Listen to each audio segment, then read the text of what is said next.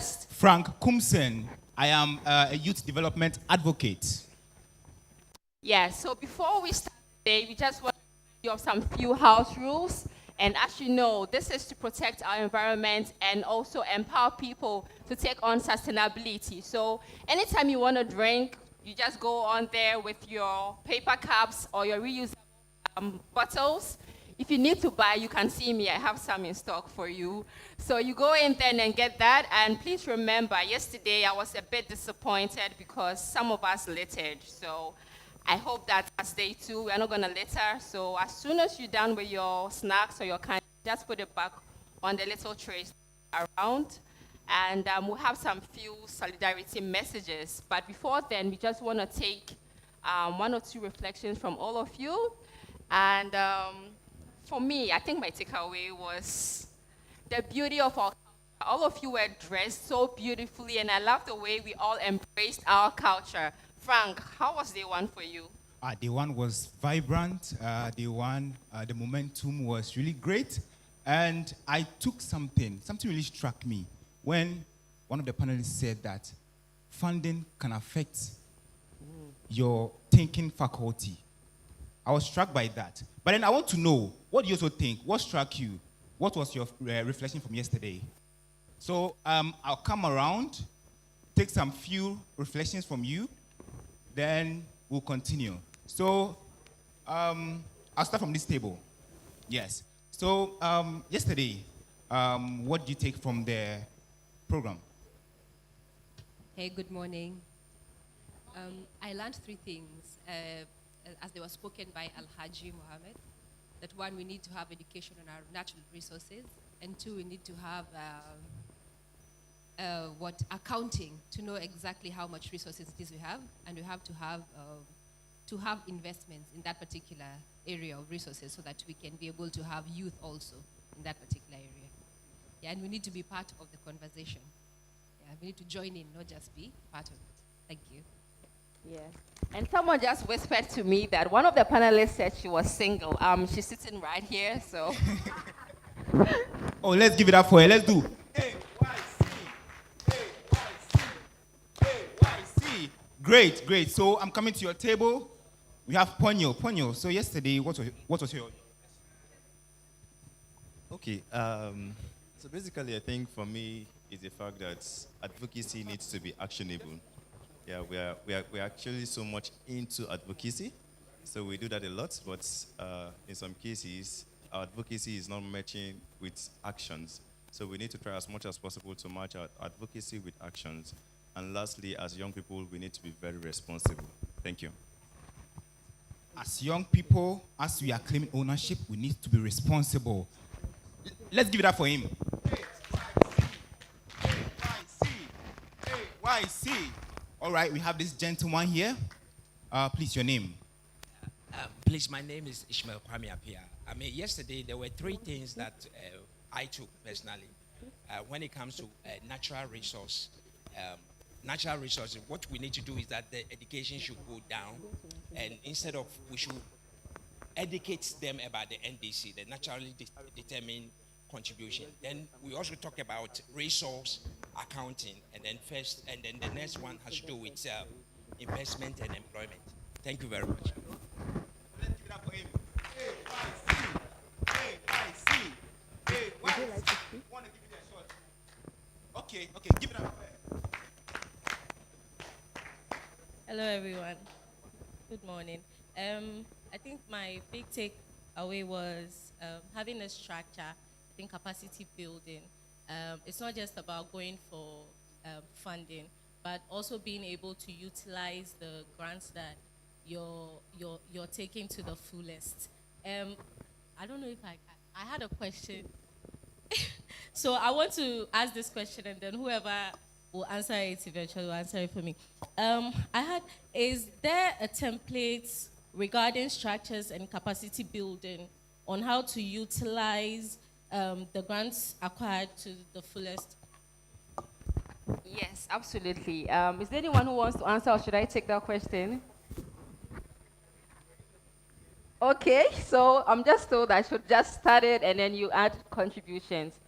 from my little experience, when you apply for funding, you have to go according to your objectives. I heard most of you saying during the discussion, someone did say that some organizations are not able to spend the money accordingly. And you'd be asking, like, you've been given 100 million, why can't you spend it? So according to what you have planned, you have some objectives that you have to go according to, and you have your time frame.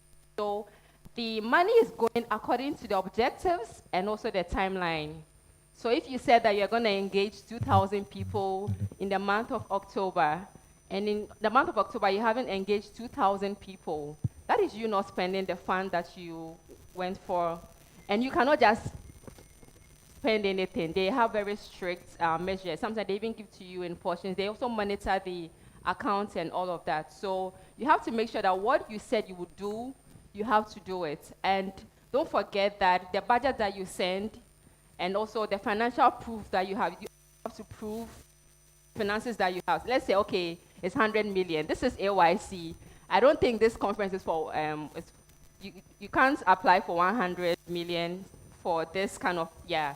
So if it even inflates, it's like, okay, I'm going to pay like the MC 1 million, like, excuse me, I know I'm not a celebrity, but it wouldn't make sense. So this is why they say that they are not able to utilize the fund. So there are financial proofs, there are budgets, there are objectives, and then you also have your procurement system. So although they are not in your country, they can check and know that, okay, this end is not really going according to plan. So that is how come people, they use to assess the use of your funding. So I hope I've answered your question. If anyone wants to add up briefly, we can do that within a second. Okay, we have a gentleman here. So mine is actually not, a continuation of where you ended, but I just want to say what I learned yesterday. And one of the things that I learned so much about is how we brand ourselves according to what we do. And in respect to the question she asked, you can't be, writing for funds, for support for your projects, and still have your social media name like Sikampos Row or 419 in the making. It just doesn't add up. It will just scare whoever wants to check your social media to see, your past records as to whether you'll be able to make good use of his money or their money. And then they go and all what they say is, lavish pictures of you or money displays. It means that, of course, their money will surely go into the drain.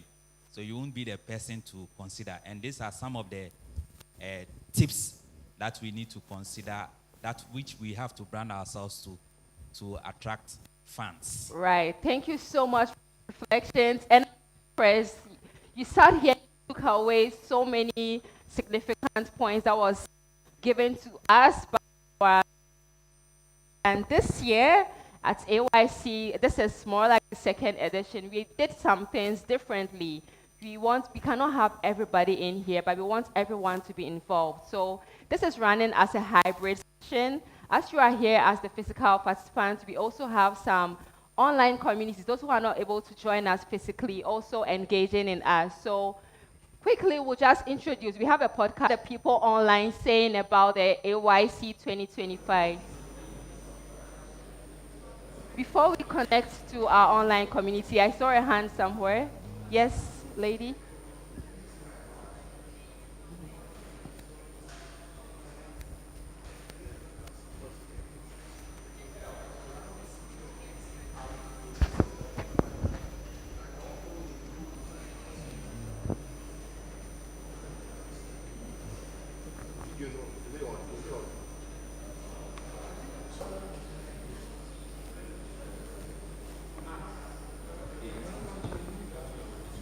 I also learned from one of the speakers yesterday that no more lands will be created. So it was up to us to preserve the remaining. I learned a lot. So it means the more we destroy our lands, the remaining ones, the more it goes against us. So rather, he advised we educate the masses more and not. So that was a little I also learned. Thank you so much, Priscilla. Maxwell, can you hear me? Max people are saying, what's this? Yes. Morning? Yes, we can see you and hear you.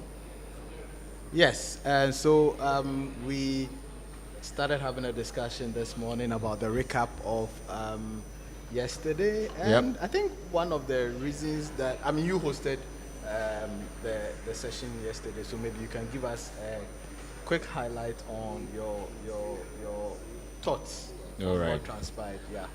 Yeah. I'll try to be as objective as possible. You should. Every a match that I know that I'm supporting a particular team, I'll definitely give it all to them. But being very objective and then also seeing the comments of, hearing the comments of participants, online participants, I realized that yesterday, even though it was the opening ceremony, was very inspiring for young people. It gave them the leverage to even to be here today, because after hearing that there is a employment, then that means that you don't necessarily have to compare yourself to other people, but just find your place. Find your place. And then put yourself into it. Okay, Lastly, yeah. Just before you land, I think earlier we had a conversation with Chibeze, and then he made some key points on young people, or creating an entry point for young people within the natural resource environmental ecosystem. What are some of just two quick thoughts on what he shared in the morning? I think I'll give a positive and a negative. Because I was asking him, what did we miss for us to be seeing a lot of degradation with the natural resources? And then he said that greed is a major thing, but then the positive is that the resources available for young people to connect with are vast. So all we need to do is that build our capacity and then plunge ourselves into it. So these will be the two main things that I'll share. All right, thank you very much, Safo, for the insights, and over to you, Emery. So much, Max and Safo. That was very inspiring. Before we start, we want to have some quick solidarity message from the African Reality Project. So from ACRP. Hey. Still on. Thank you.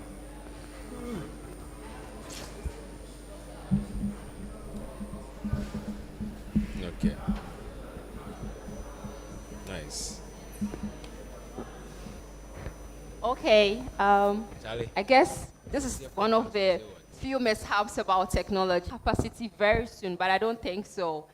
Do we have the leader from MPEC here ready? Notable woman I call my role model here.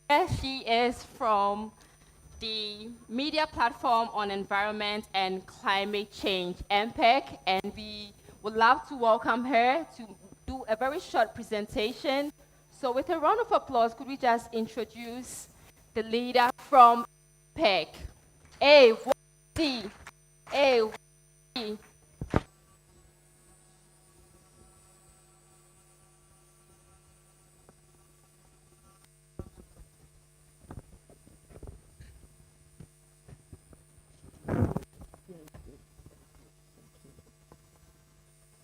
YC. AYC.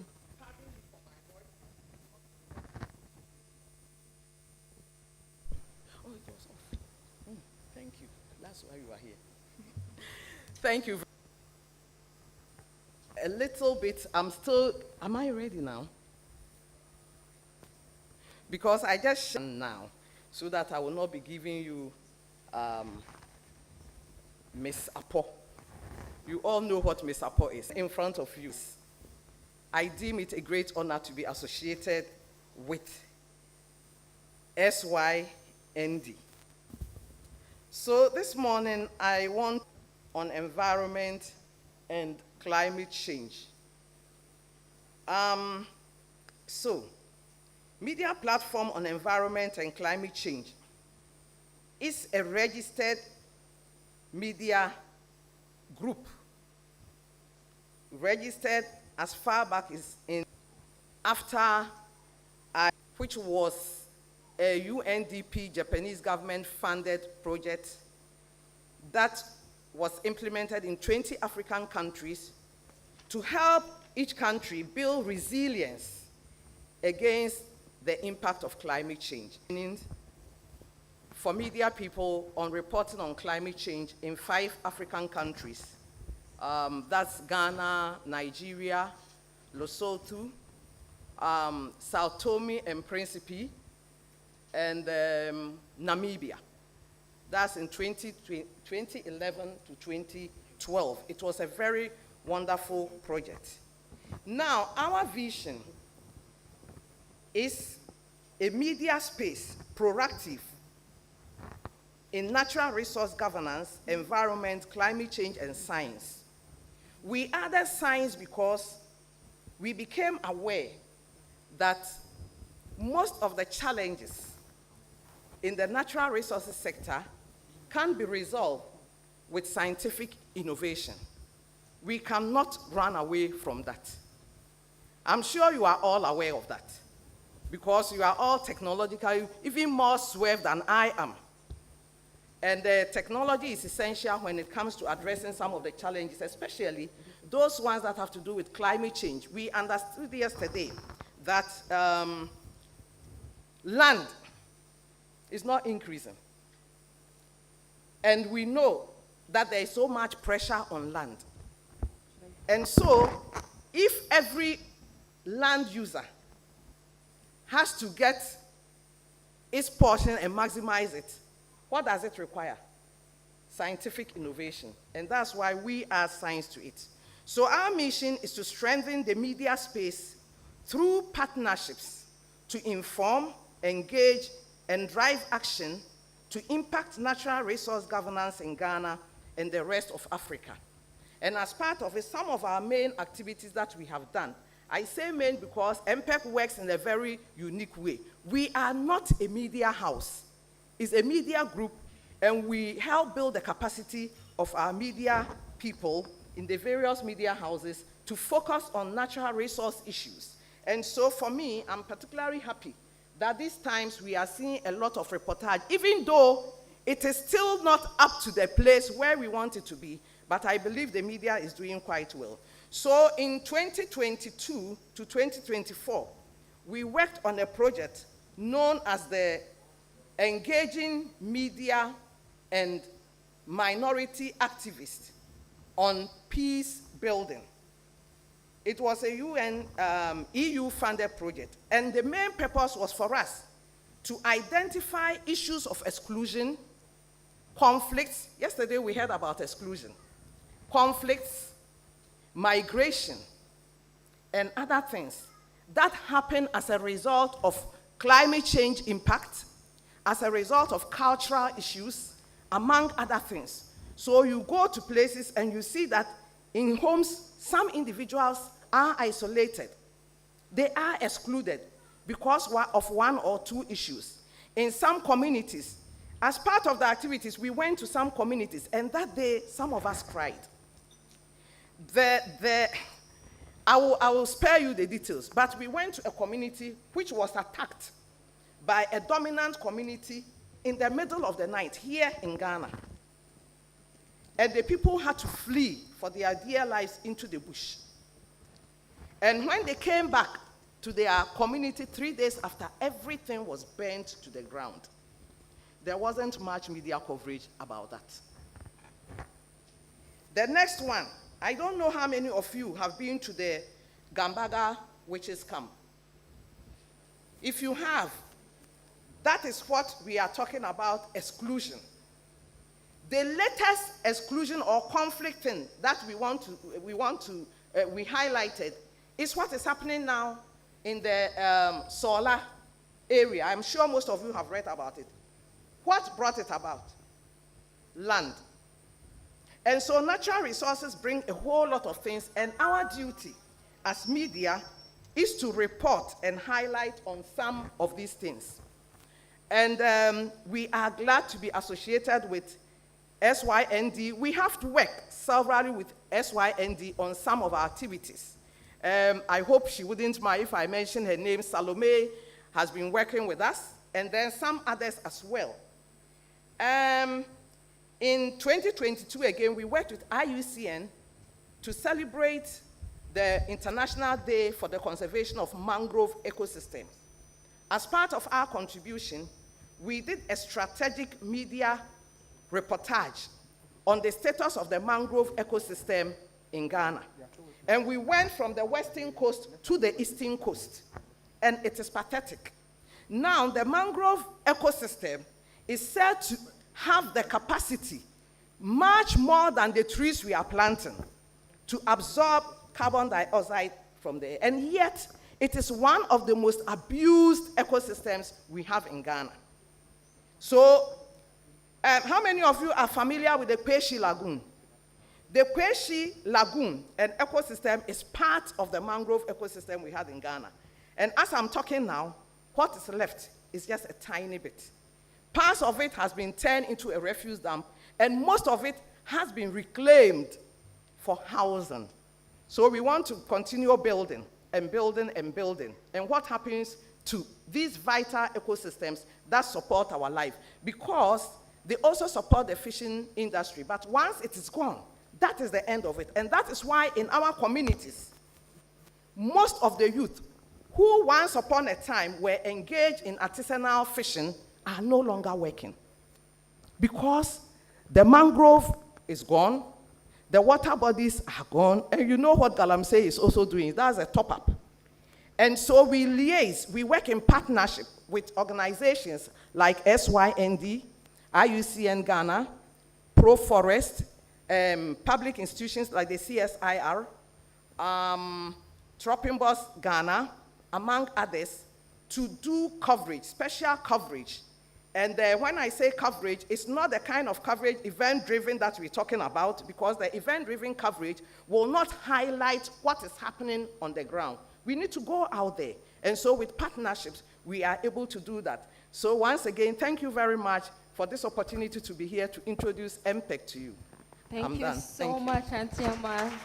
Rightly said.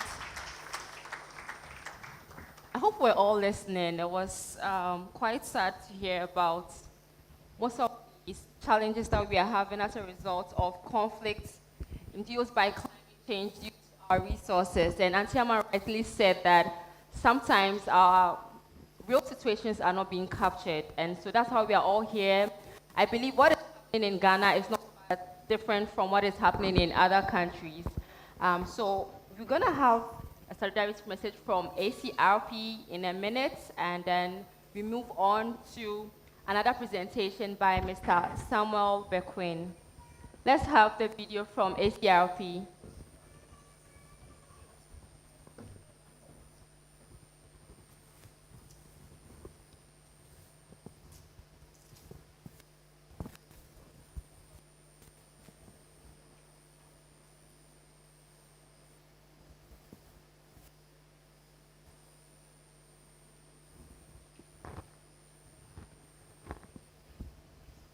Okay, while we get that ready, I would like to hear some climate change-induced conflicts in your home country. I know there are things happening in Kenya, Malawi. Is there anyone who wants to share something that hasn't really been recorded or covered by the regular or social media? Anyone who wants to share briefly any of the conflicts? Anybody fighting over land, fighting over water resources? I don't even want to bring about the controversial dam between Egypt and Ethiopia. Anyone wants to share something?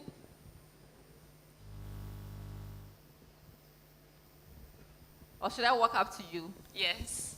Okay, so let's have our participants from Kenya who will share some hardships that haven't been covered by social media. Thank you, Emma. Good morning. Good morning. All right. So there's an aspect of something called also human-wildlife conflict. But the conflict doesn't just have to be humans only. Because on this planet, again, mostly as humans, we forget that we share the planet even with animals and all, yeah? So there's something called human-wildlife conflict. And The wildlife is our natural resource also. They are our natural resources also. So, for example, there's in my community, just recently last year, there was a human-wildlife conflict where the elephants escaped from the national reserve. Some strayed and to the community. Maybe because of sometimes climate change, they don't have enough food, overpopulation, things like that. So there was this conflict, and it's been a while. Something about elephants, they don't forget. They have very good memories over 100 years.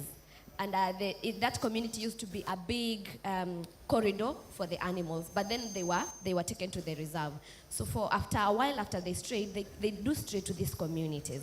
And the people didn't know how to handle the elephants. So they went after the elephants. They were just like 2 and a baby. So they went after the elephants. They were throwing stones. They were shouting at them. So the animals got really agitated. End of sad story. One person died because now the elephant had to turn around and attack, you know. So in that process, one young person died. And what had to happen is that the community now wanted to revenge.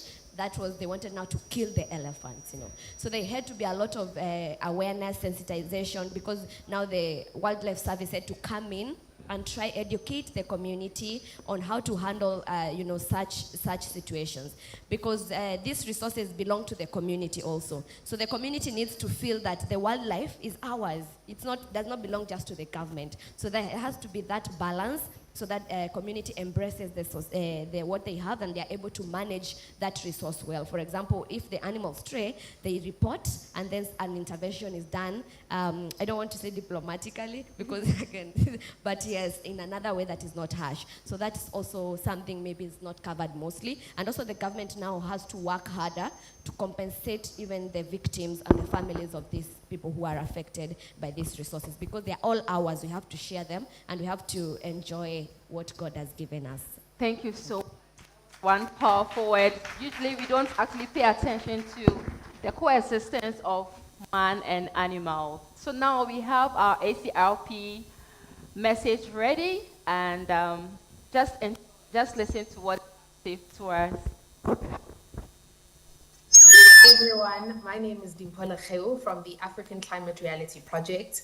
It is such an honor to be speaking here today at the African Youth Conference, where the theme reminds us that the future we dream of will only be possible if young people are recognized as leaders of change today. This theme is not just abstract. It's about our daily lives, our communities, and the choices that will shape Africa's future.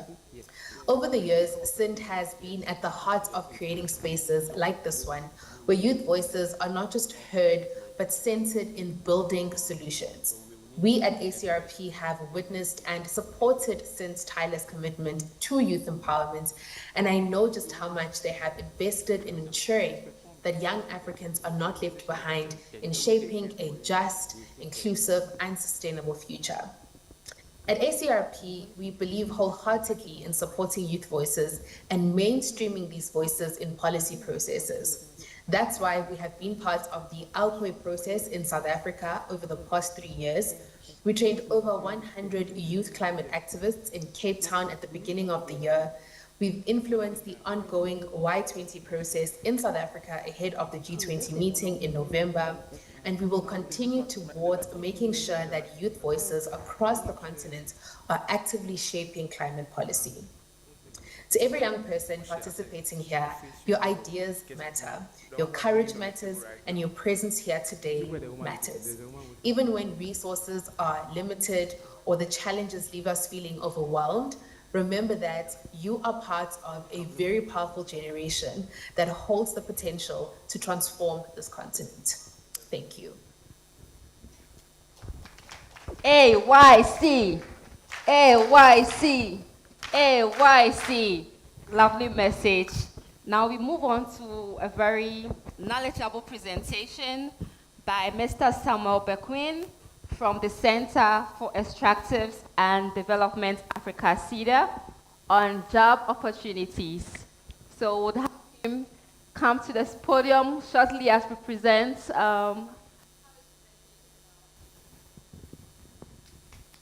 AYC, AYC, AYC. Welcome, Mr. Bakwin.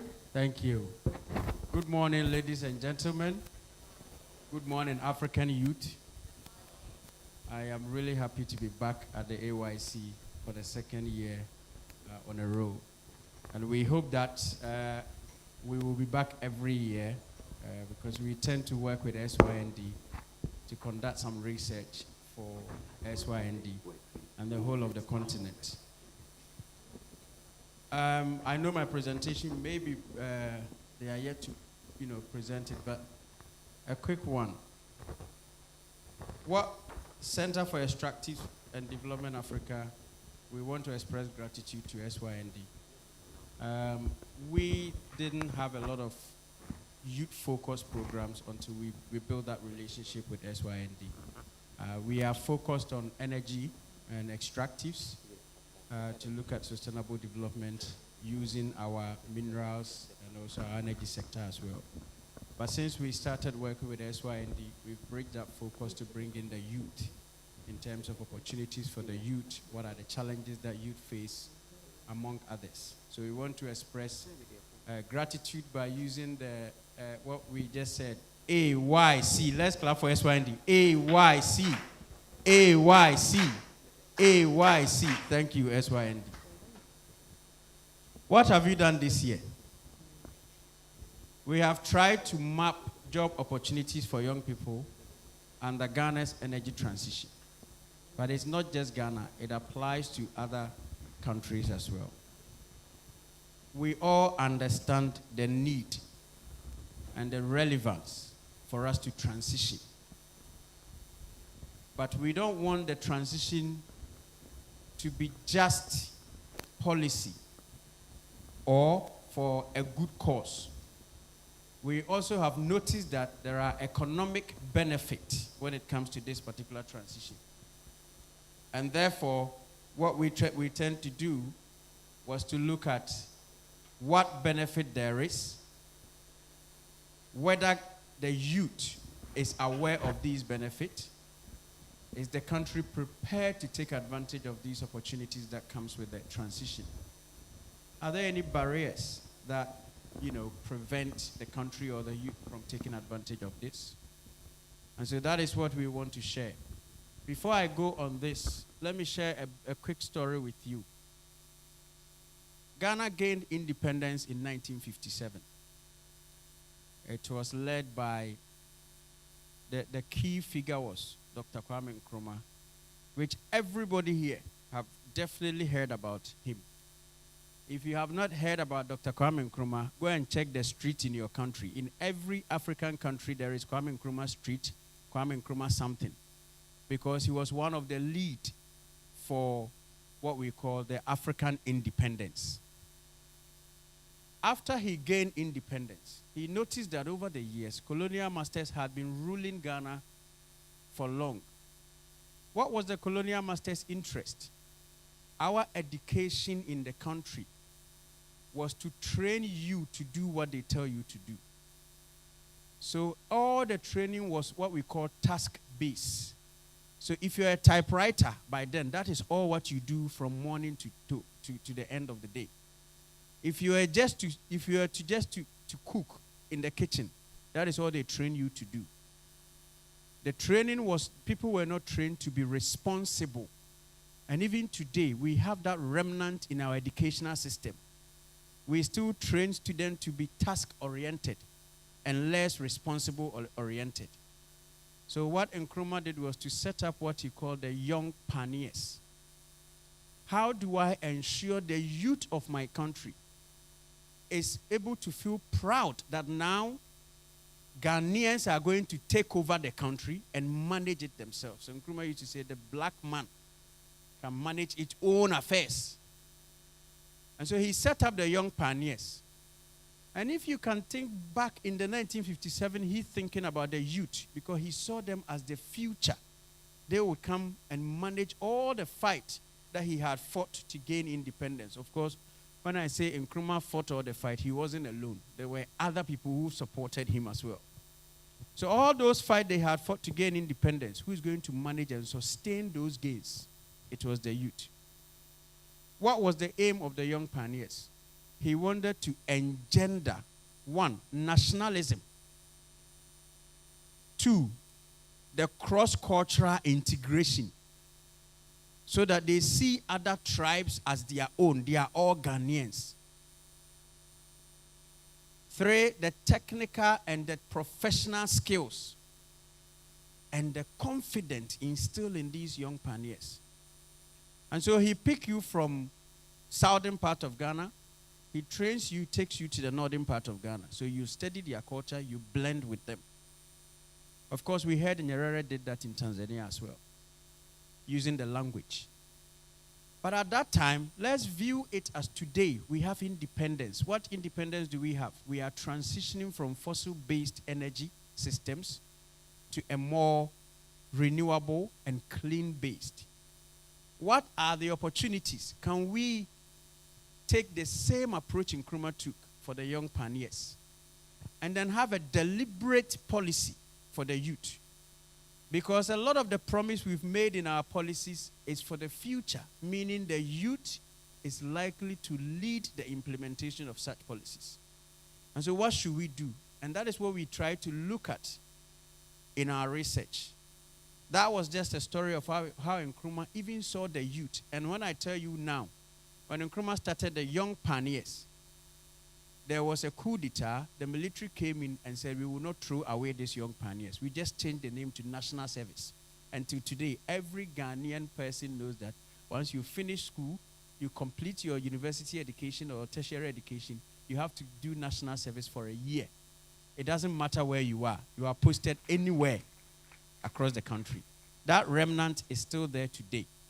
And that's the sense of nationalism. So the problem statement for us, 57% of the Ghanaian population is less than 25 years old. A lot of our promises under the energy transition is from 2030 to 2070. If most of these 57% under the age of 25, they are going to be the future leaders to implement all those promises we've made in our energy transition. Every year, there are 200,000 youth completing various types of education or tertiary, among others, entering the job market. And how many are we able to absorb? 20,000. Take that data very well. 20,000 is what we can absorb. And what will be the ratio and proportion? 10:1. So the 200,000 coming in, only 20,000 are we absorbing under a fossil-based energy economy.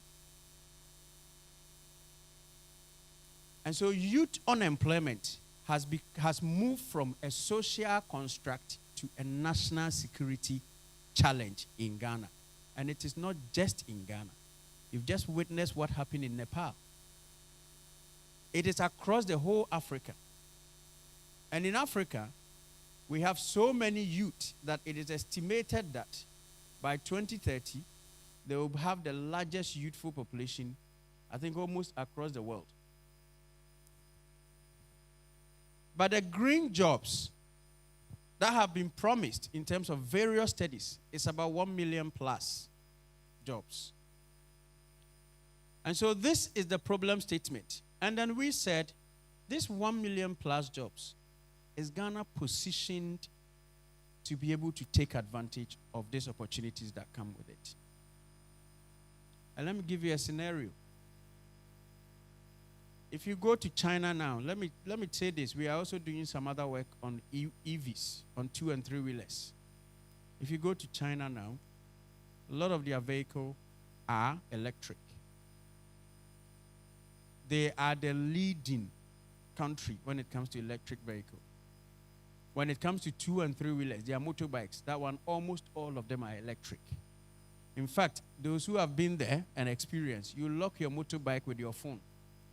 The motorbike can be there forever. Nobody can unlock it to ride it.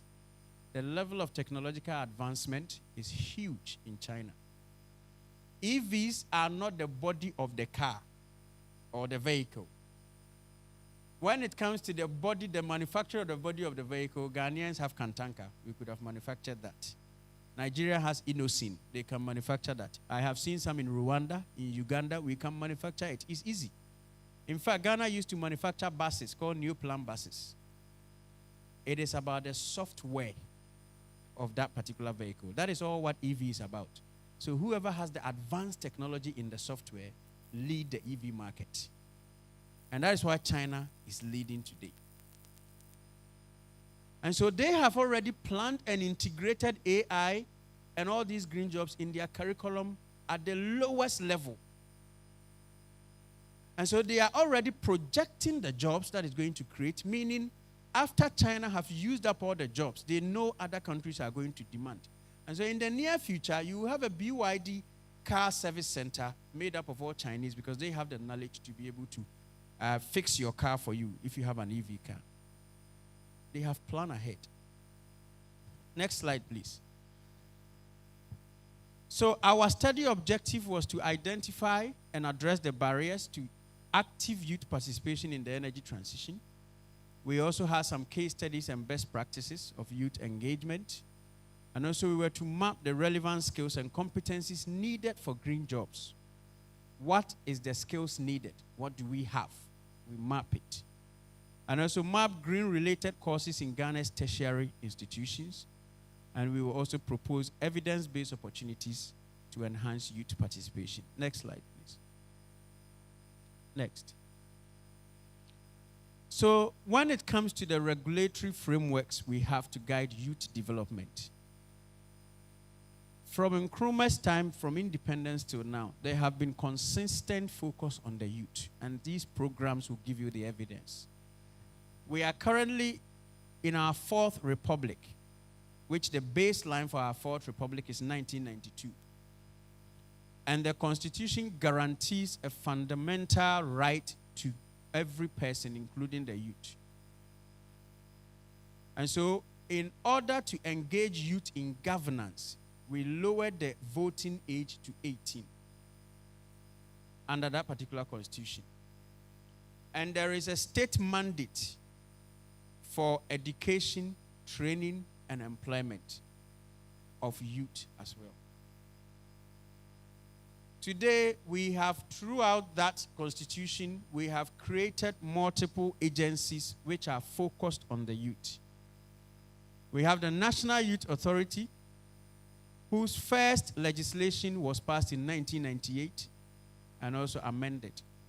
We have the Youth Employment Agency, whose act was passed in 2015, and then the Ministry of Youth and Sports. But this time, under the current government, they've, moved the sport away and focus on youth. They said Ministry of Youth Development and Empowerment, which shows that, yes, government understands the need of us, the youth, in every decision making.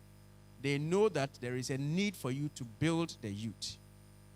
But whether the programs are actually delivering the intention or aspirations of those policies they've made, we don't know yet. Next slide.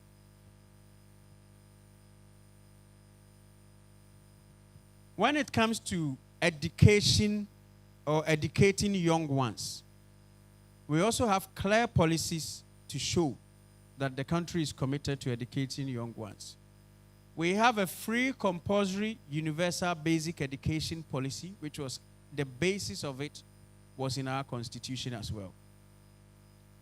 And under the previous governments, they introduced the free senior high school policy. So in Ghana now, every senior high school is free of charge, including your uniforms, your feeding, among even your books as well. Under this current government, who came into government earlier this year, they also said jumping from the high school to the tertiary education is also a hurdle for many people, and we are not getting more youth. So they have introduced what we call no fee stress policy. The first year of every person who is able to enter into the university will be paid for by the government, the school fees. And they have done the first one. Please, the previous slide, yes. And currently, there have been multiple programs focused on the youth. Some of them is the National Apprenticeship Program, and the other one is Ejumara program. Whether these programs are delivering, we cannot say for sure, because sometimes they are politically driven and they always like to use the numbers. The Ejumara program wants to train 10,000 youth-owned businesses. And the question is, what kind of training center are you going to use to train 10,000 people? These things sometimes are not really realistic. Next slide, please.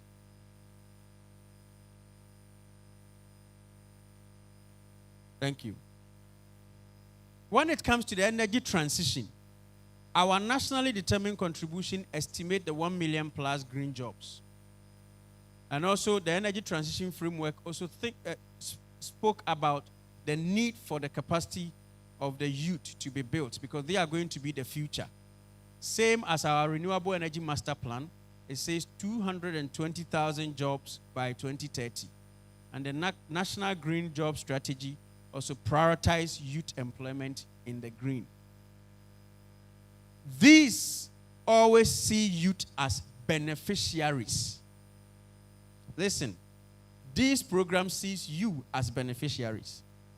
But what we want to say, we don't want you to be beneficiaries alone. You have to be owners as well. You own the policy, you benefit from the policy. And so that is what we've tried to look whether we are ready to do that. Next slide. So let's look at the green skills and competencies. There are certain skills that we've classified as green skills. Some of them are technical, others are soft skills, and others are cross-cutting as well. In most cases, when government is developing policies, they tend to focus on the technical skills. But what we want to say to you today is that technical skills cannot get you there. Technical skills alone cannot get you there. The reason being, our market compared to the developed economies is smaller, not the population, our market. So let me give you an example of the difference. Ghana has 30 million population. Tanzania has over 40 million population. When it comes to purchasing power, Ghana has a higher purchasing power than Tanzania. So that's the market, the ability to purchase, the ability to buy is different. So you can see UK's population may be 90 million, 40 million, 50 million, but their GDP is massive, or even to Singapore, among others. So that's what we talk about the market. The technical skills are, of course, the design of these solar panels, the renewable energy, the installation, the maintenance, the after sales, and then the in terms of discharging some of these panels as well. So all these, and also this EV auditing and retrofitting of existing systems. The soft skills that you need is because our market is small. A lot of our jobs to be led by the youth may have to be what we call all-encompassing skills. You may have the technical skills. Our training program should incorporate the soft skills in order to get more businesses. But our focus of the training is always on the technical skills.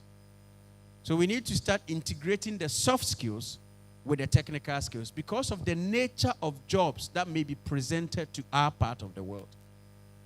For instance, one of my staff has started a farm, and he wanted to test the use of green jobs. So he bought a solar-powered irrigation system. Now, if his skills was only engineer, he would have just done the installation and left. But he had to learn what is the market for onions. How much am I had to tell him, do the accounting. How much am I going to gain? What is my initial investment? Who am I negotiating with? So what he started was to negotiate with the buyer before he planted the onions. And his first harvest was quite remarkable. He invested 52,000 Ghana cedis, which included the cost of the land, or the first cost, and he made 80,000 cedis for his first harvest. And so if you were to spread the first cost over 5 years, and he can plant 3 times in a year, solar-powered irrigation system for just 1 acre of onions. So you need the other skills in order to take advantage of the technical skills you get from school. Very amazing. As you said, we cannot rely on just one set of skills, but you are scaring me because we are transitioning. I like this onion farm with the 52. That's like how to get rich quickly. That's what all of us are all about. Who doesn't want to be rich here? So, Mr. Beku, right now you're saying that we don't just need technical skills, we need soft skills, we need cross-cutting, and most of us are trying to transition into these green skills. And by the time I get these technical skills, I think I have the soft skills, and I do cross-cutting. Won't I be like 40 or 50 years or something? So my question is, how do we, the young ones, those who are just out of school or completed service, how do we get all these three and still become marketable? How do we get it? I know there's no shortcut, but please share us the shortcut. That's the first question. All right. The great one I can tell you is I was speaking to Chibeze, and I said the bridging programs is what, so the 10,000 youth program government has introduced, it's not going to work. Rather, what you do is you do bridging programs. You've seen the Next Generation program. I attend the Climate Summit program it's not just 1 week. It's for 6 months. CEDA started the Next Generation program. And it was, I think, for almost a year. We didn't just build your technical skills. We built the soft skills. We built your communication skills. So that was the difference. And so those are the bridging courses that government should work with, either civil society, NGOs, development partners, to introduce most of those ones. Because from even our studies, the difference between universities' courses and the job market ready is huge. And so we are just trying to point out that this is not the only one. A lot of programs focus on this. But the kind of potential opportunities for our side of the world is going to be more entrepreneurial and small businesses in nature from the green jobs. And so if we are working with our youth to build and take advantage of that, they need to be all around. So I want to rush through the presentation quickly because I know my time, they've been giving my time to the MC already. Next slide, please. Okay, wait. In terms of the cross-cutting skills, we've looked at the recent need for digital literacy. You can't open business today without having a laptop. You can't open business today using receipt books and writing with your hand. There are softwares you need to use. It helps you to do your own accounting for you and among others. You need that digital literacy. Financial management, regulatory awareness. By the time you are second year in business, GRA would have closed down your business. And then you can't go and tell them, I'm not aware. Do we understand? Regulatory awareness. GRA is the revenue authority. Environmental stewardship. That one, I'll give it to us already. Of course, even AYC is one of the platforms. Next slide, please. So in terms of the sectoral skills demand, we have the renewable energy. In terms of the sector, we have the renewable energy, the solar PV technicians, orientation and mobility specialists, project managers, waste management. This one, we call it the recurring or the circular economy. In terms of after we have utilized these things, how do we recycle them for another opportunities? And we have sustainable agriculture. We have green construction. This is another thing we don't really pay attention to. Green construction is becoming huge. The IFC have this green award business that they award people when you build to their standards. Next slide, please. And what we identified as that graduates are paper qualified, not job ready. And therefore, every employer, when they employ you, they are going to invest so much in getting you ready, so they don't want to employ you. So don't be surprised when you apply for jobs and they say, we don't think you have the necessary experience. Put yourself in the job owner's shoes.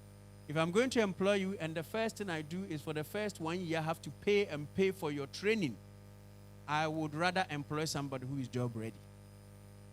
That is what we have currently.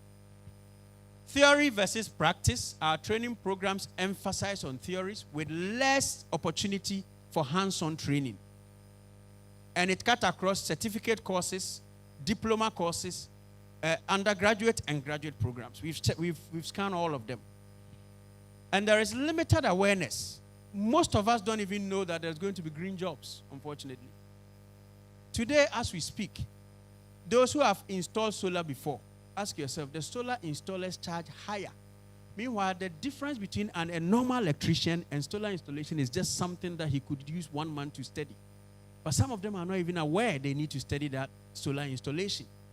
And so the few have that opportunity to charge higher.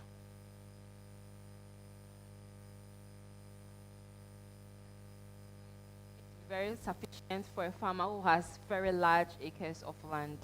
Because you just mentioned solar, so he wants to just understand. The technology has been developed. There are pumps that are solar-based. So there are multiple options. There are pumps with high horsepower solar-based. That requires you installing certain panels you need a land for the panels. You could equally choose to use the 1 acre style pumps for each acre that you want to farm. So there will be separate pumps used for separate land size. Once the technology has been developed, the advancement is continuous. The advancement is continuous. It's the same as the EV cars. Every year we see new one, like how they've launched Apple iPhone 17 now. Every year you see advancement. So I would say the earlier you jump in, the better for you to build the experience. And how can a poor farmer afford these new renewable energies? How would they be able to afford? In other countries, what they have done is if you have the idea, you have access to certain seed funding. Some businesses big businesses are also thinking across through this. So for instance, the fruit and vegetables farming, those don't require huge land size. There are businesses that says, as part of my corporate social responsibility, I'll finance certain youth to enter into this trade, and then I'll buy back their product. So some of these programs is all about also the awareness as well. Okay.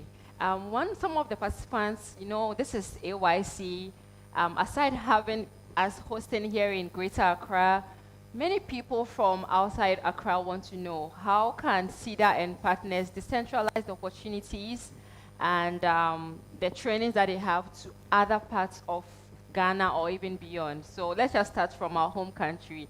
Those from Central, those from Eastern, the North, they just want to know, how can they access what CEDA is doing? Because you are really doing amazing. We are working with SYND. Last year we did one of the trainings. The SYND went around. We worked with them in Takoradi. They went around the last year's research. They went around the whole country. And so I would say that this year, once the research is completed, they would go around the whole country and present it to stakeholders. And I remember CEDA suggested stakeholders we've been working with in all the regions that they went to. So the dissemination will be there, but I want to point my hand to this gentleman. Chibi, get more money. Let's do get national more level. money. Anyone has questions for our presenter? No more questions. Great. We really love. You have a question. Atiama wants to ask a final question or contribute.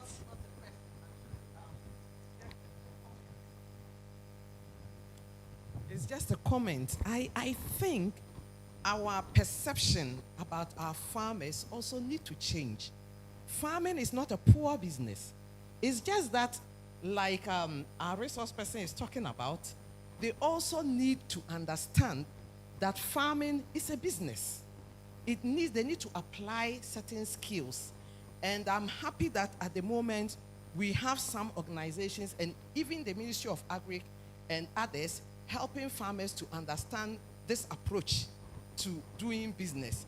And there is evidence that if you go to parts of northern Ghana, Tumu area, farmers have embraced this business, and when you go there and you see people riding in big cars, they are all farmers. That's and true. So we need to understand that. Thank you.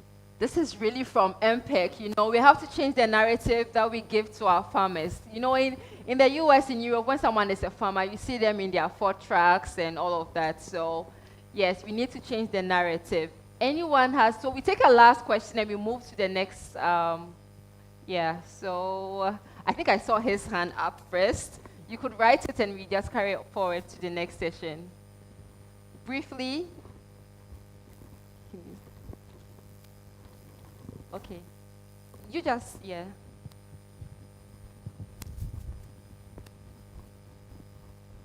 Okay. Please, thank you. My name is Jethro Tetekwe. Sir, please, during your presentation, you made mention of the national service, which Dr. Kwame Nkrumah had instituted. Please, I want to ask that, why is it that after the national service, the majority of the youth are left stranded and dumped and directionless because the system is very disorganized? National service does not send people to the very programs that they are offered. They actually scatter them across industries, and then when they come back, they're actually confused, and then they don't have skills that have been built on. So you see an IT person going to the education sector to teach. Meanwhile, the national service is the strongest workforce that the country have. And then with this strong workforce, the country should be able to send them to their respective industries just to build on the job skills to make them job ready, as we are saying.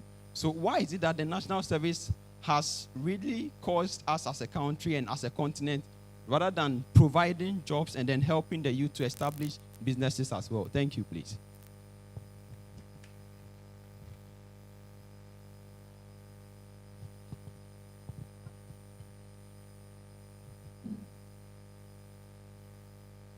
How we can transition into the green economy. Mr. Bakwin, we are really delighted that you did share opportunities. Can I answer his question? For the sake of time, we'll just add it to the next session. Please give it up for Mr. Bakwin. AYC, AYC, AYC. Thank you, everyone.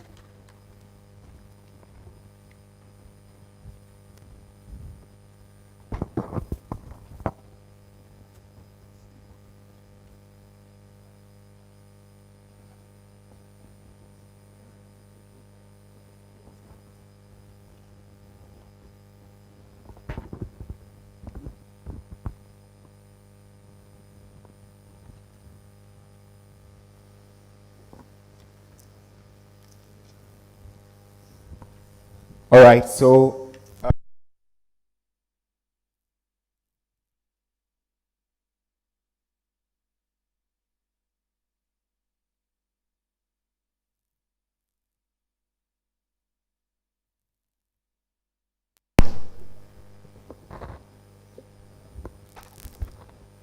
our online participants, we ask you to send your questions in the chat box and to be read for you. So we've learned a lot from Mr. Bakwin's presentation, not just transition, what benefit there is. Is there a youth prepared for these benefits? And are there any barriers or challenges? He has addressed that. Thank you very much, Mr. Bakwin. Now we move to our panel discussion. And it's an honor to introduce our moderator for the panel discussion on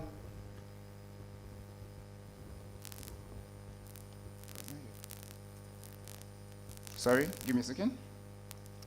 On powering the transition, the role of youth in just and inclusive energy future for Africa. So, with a clap, let's welcome Mr. David Sefa Ejay. So, Mr. David Sefa Ejay is an economic analyst at the Natural Resource Governance Institute, Ghana office.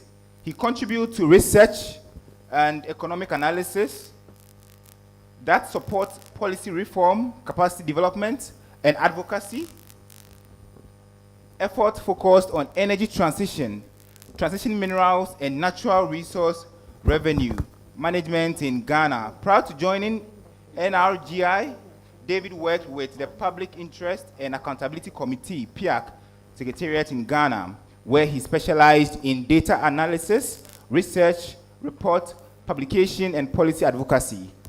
He also brings experience in corporate strategy and business performance analysis from roles in the banking sector and research institutions. David holds a Master of Philosophy in Economics and a diploma in Database Technology, combining strong analytical expertise with technical proficiency in data management. Ladies and gentlemen, let's give it up one more time for David. So our panel session will have about 20 minutes. So David, please, over to you. Thank you.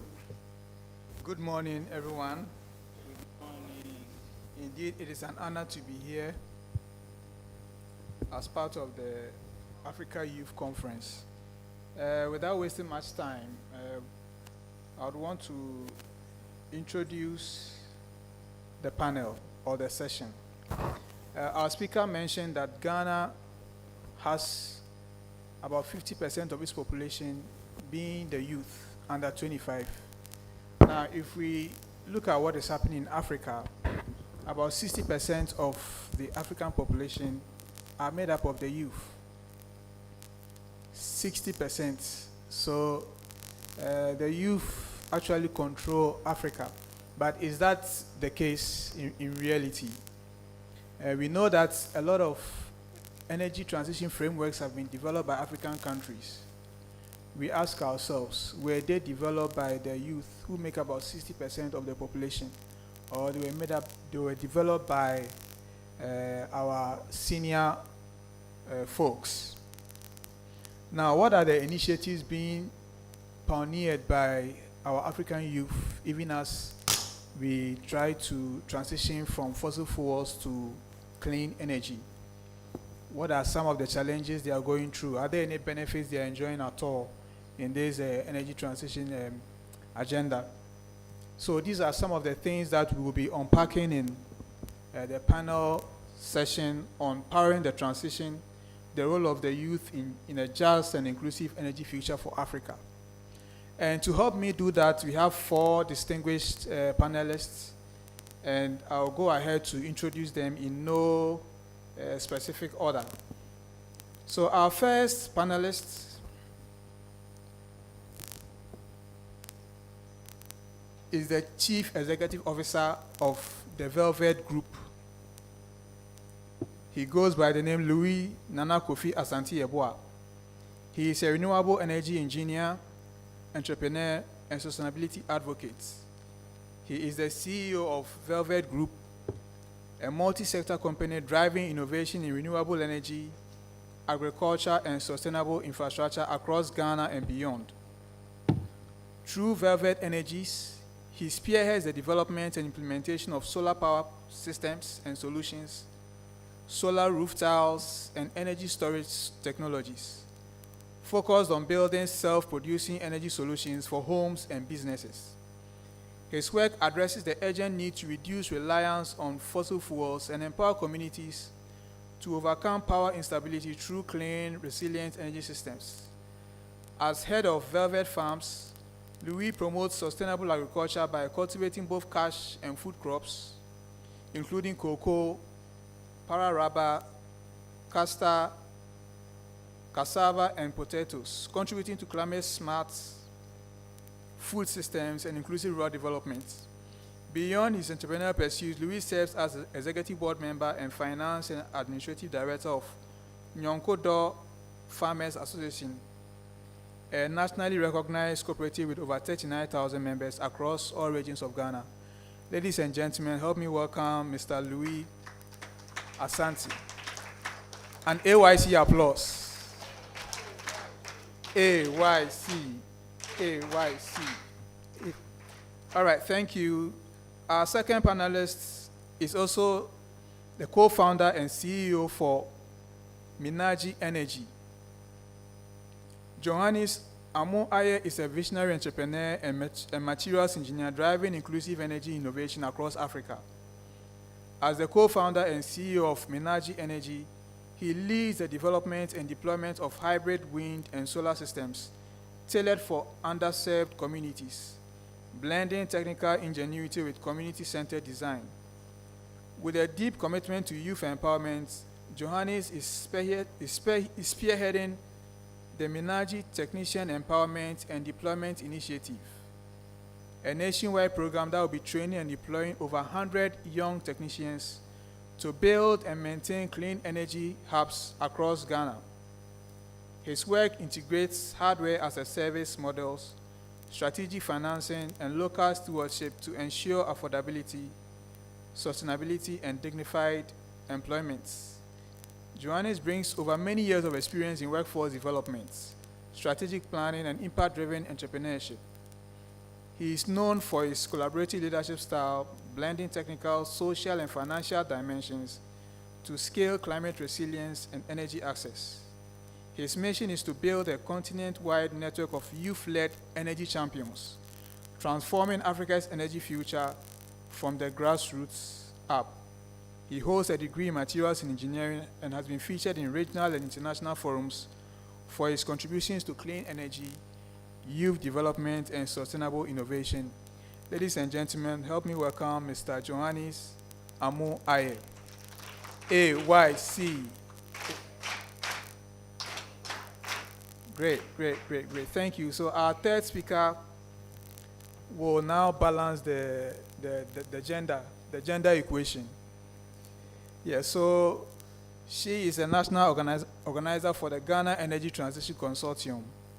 Gloria Kafu Ikuzo is a national organizer for the Ghana Energy Transition Consortium, an organization dedicated to advancing sustainable energy solutions in Ghana. With a strong background in energy policy and community engagement, Gloria plays a pivotal role in shaping the national and regional conversation around energy transition. She is deeply committed to facilitating collaborations between government, private sector, and civil society stakeholders to ensure a just and inclusive energy transition for Ghana, and a tireless advocate for the inclusion of young people in shaping Africa's sustainable energy future, emphasizing that the youth have a pivotal role to play in driving a continent's transition to renewable energy. In her capacity as a national organizer, Gloria leads the efforts to raise awareness, coordinate advocacy initiatives, and foster dialogue on the importance of a clean, affordable, and reliable energy future for all Ghanaians.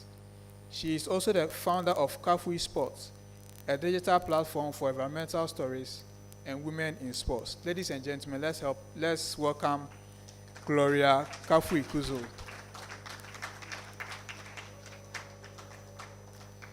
Okay, so our third and final panelist, we've already met him already, so I'll go ahead and invite Mr. Samuel Bakwen to join us for the panel discussions. AYC.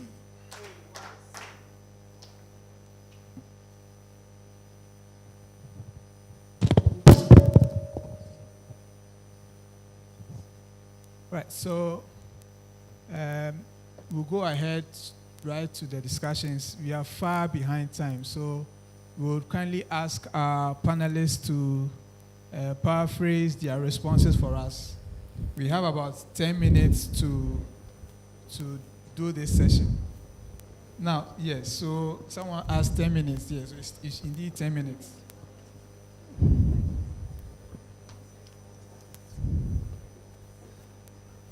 Okay, so I'll go ahead and ask Mr. Johannes.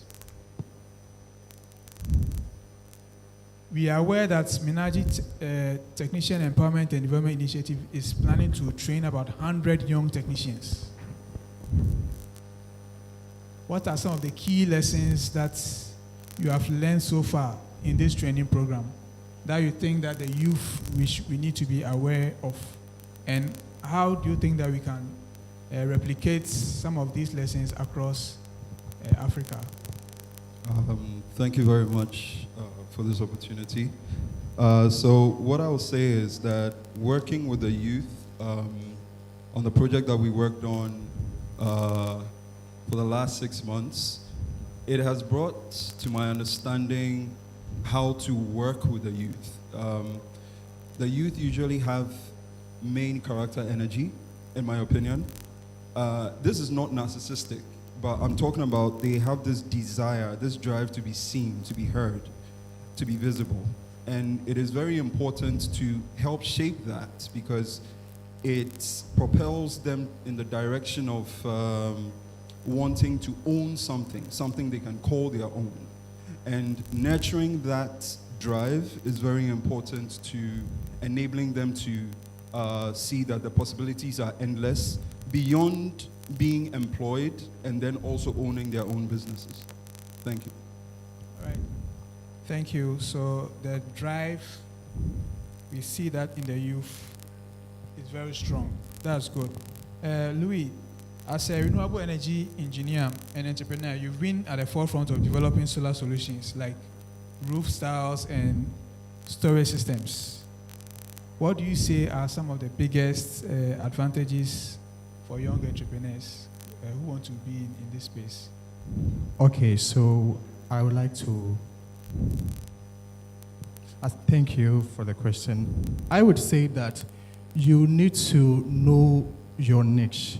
Though we know that we have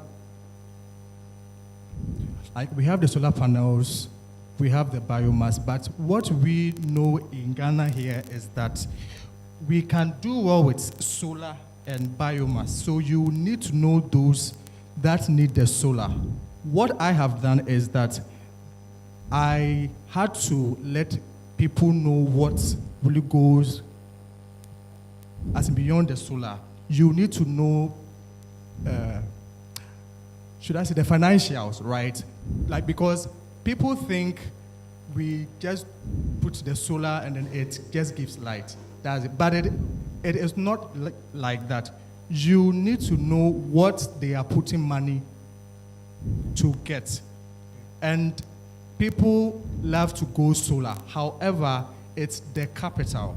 So you need to let them know what they need to know, like how much value they are getting when they go, then you will be able to get them to do the solar.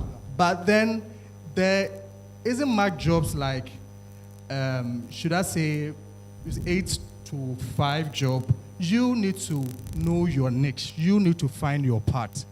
And then you need to also believe that God can help you. Because I didn't begin with money, but then I had to know why I needed to be there. And it is what has actually brought me where I am today. All right. Thank you very much. Thank you, Louis. So, apart from having a strong drive, you should also discover your niche.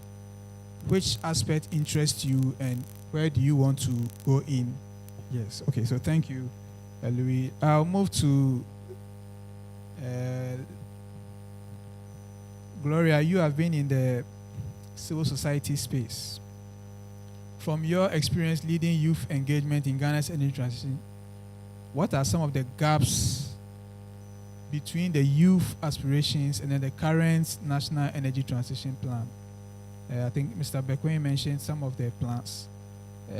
What are some of the gaps that you have identified between the youth aspirations and then those plans?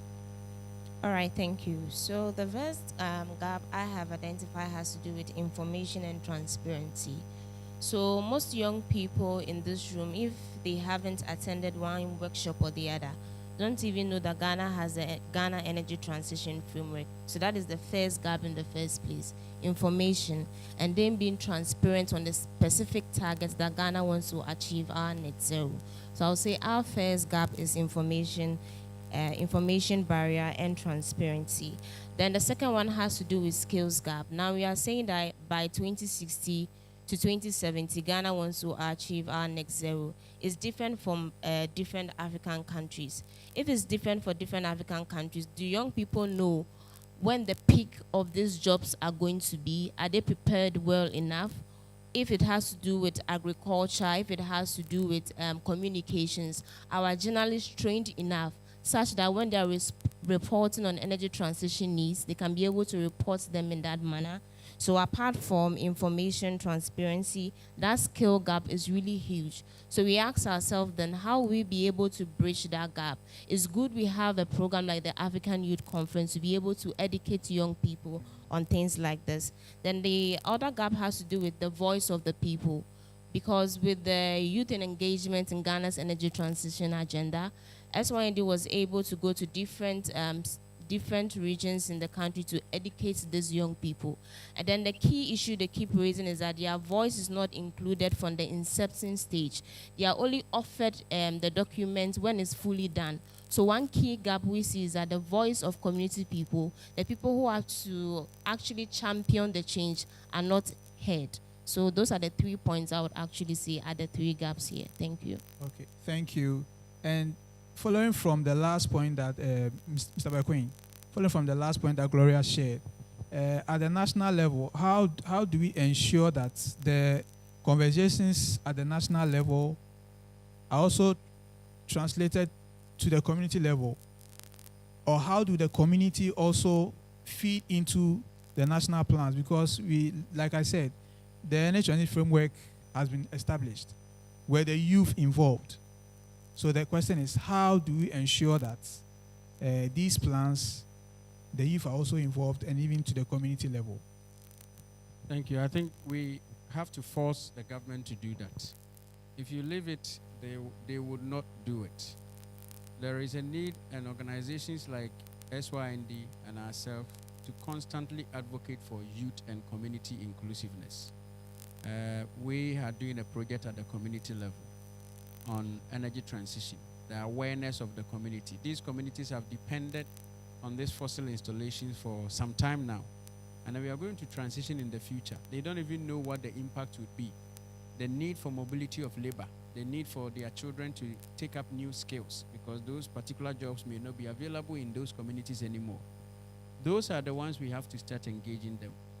We need to work with international organizations and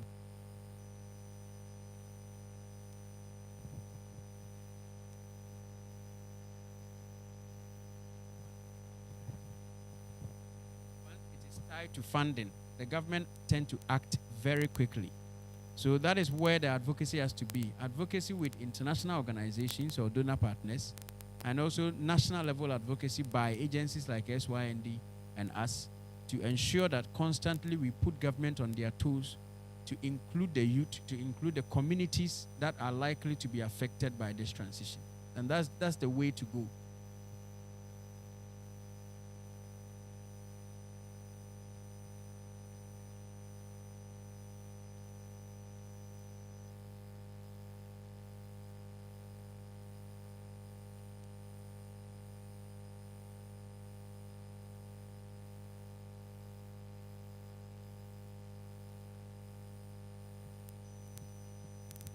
Okay. All right, so it's working now. All right, so let's move on to the next round of questions. Mr. Bequin, in his presentation, mentioned some of the areas where we can plug in the transition. Now, Mr. Johannes, can you help us? Which areas along the solar or the wind technology, or even in the renewable energy space, which areas offers the most opportunity or the best opportunity for the youth? Is it in the design, the manufacturing, installation, maintenance? Is there any specific area that... Okay, so you can use my mic. All right. So I was quite excited when you made mention of, like, when you started with the solar and then the wind, because for Minaji Energy, wind is the primary. But the areas to focus on, I would say, would be manufacturing, installation, maintenance. Manufacturing in the sense that modular systems, that is for our wind turbine systems, like the fusion wind turbine, is totally modular, and some of the parts are also 3D printed. It's an avenue for that. The installation aspect is also a gap, because when it comes to energy, distribution is actually key. It's a problem because even with ECG, they need transmission lines to get from this place to that place. So if you're talking about even installing renewable energy systems in underserved communities, you need installers to go to those communities to do the installations. So that is why we have the M30 program that is actually going to train community-rooted certified technicians to be working in their communities under franchise models for Minaji Energy. And the last will be maintenance, because I'm sorry to say this, but in Africa or in Ghana, what I've noticed is that the maintenance culture is very poor.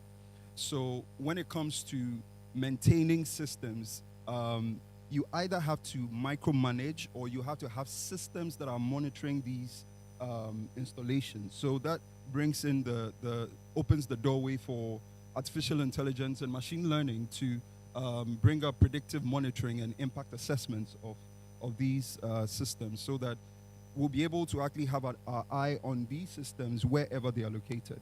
Yeah, thank you.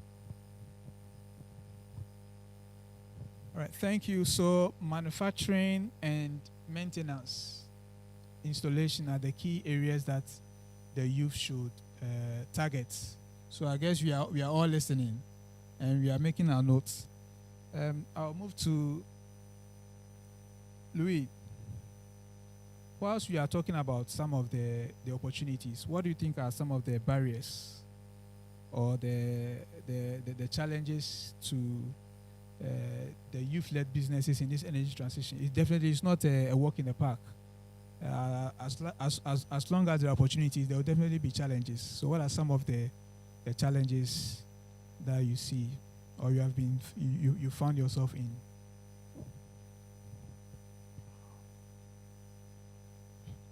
Okay, so I would say that funding is the number one challenge. Funding, money. We all want money, but then it's not just a single thing that you can use to make it. You need to have value. And when I say that value, you need to build yourself, because you can't sell what you yourself don't know about. So you need to learn. But the main issue is the funding, money. And what I have learned is that those who can really do the solar are those who are mostly rich.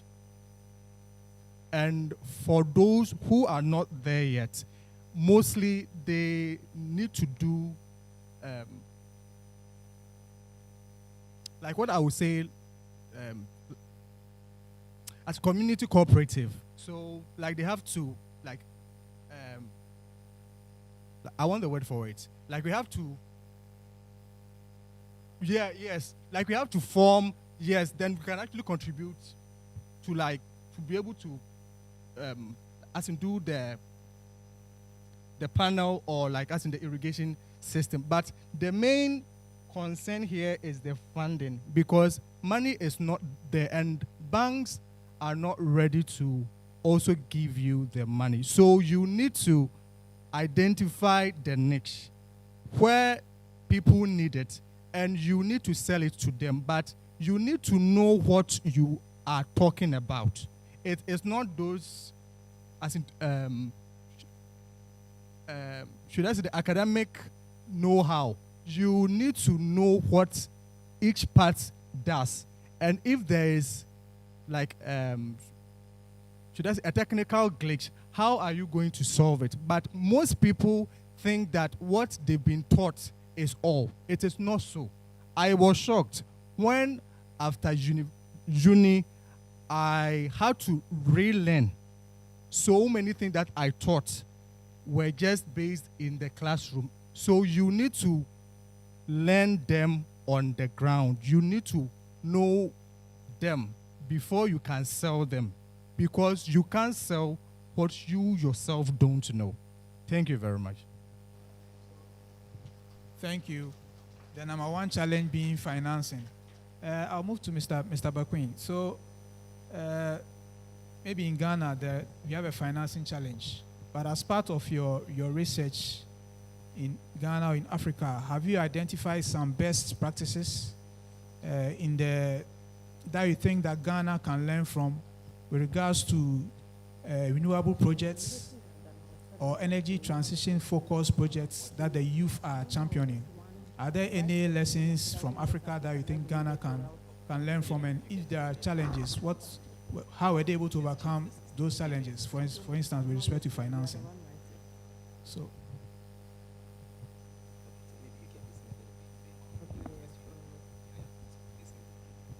Please, can we get someone to change the battery of this mic? It's not working for us.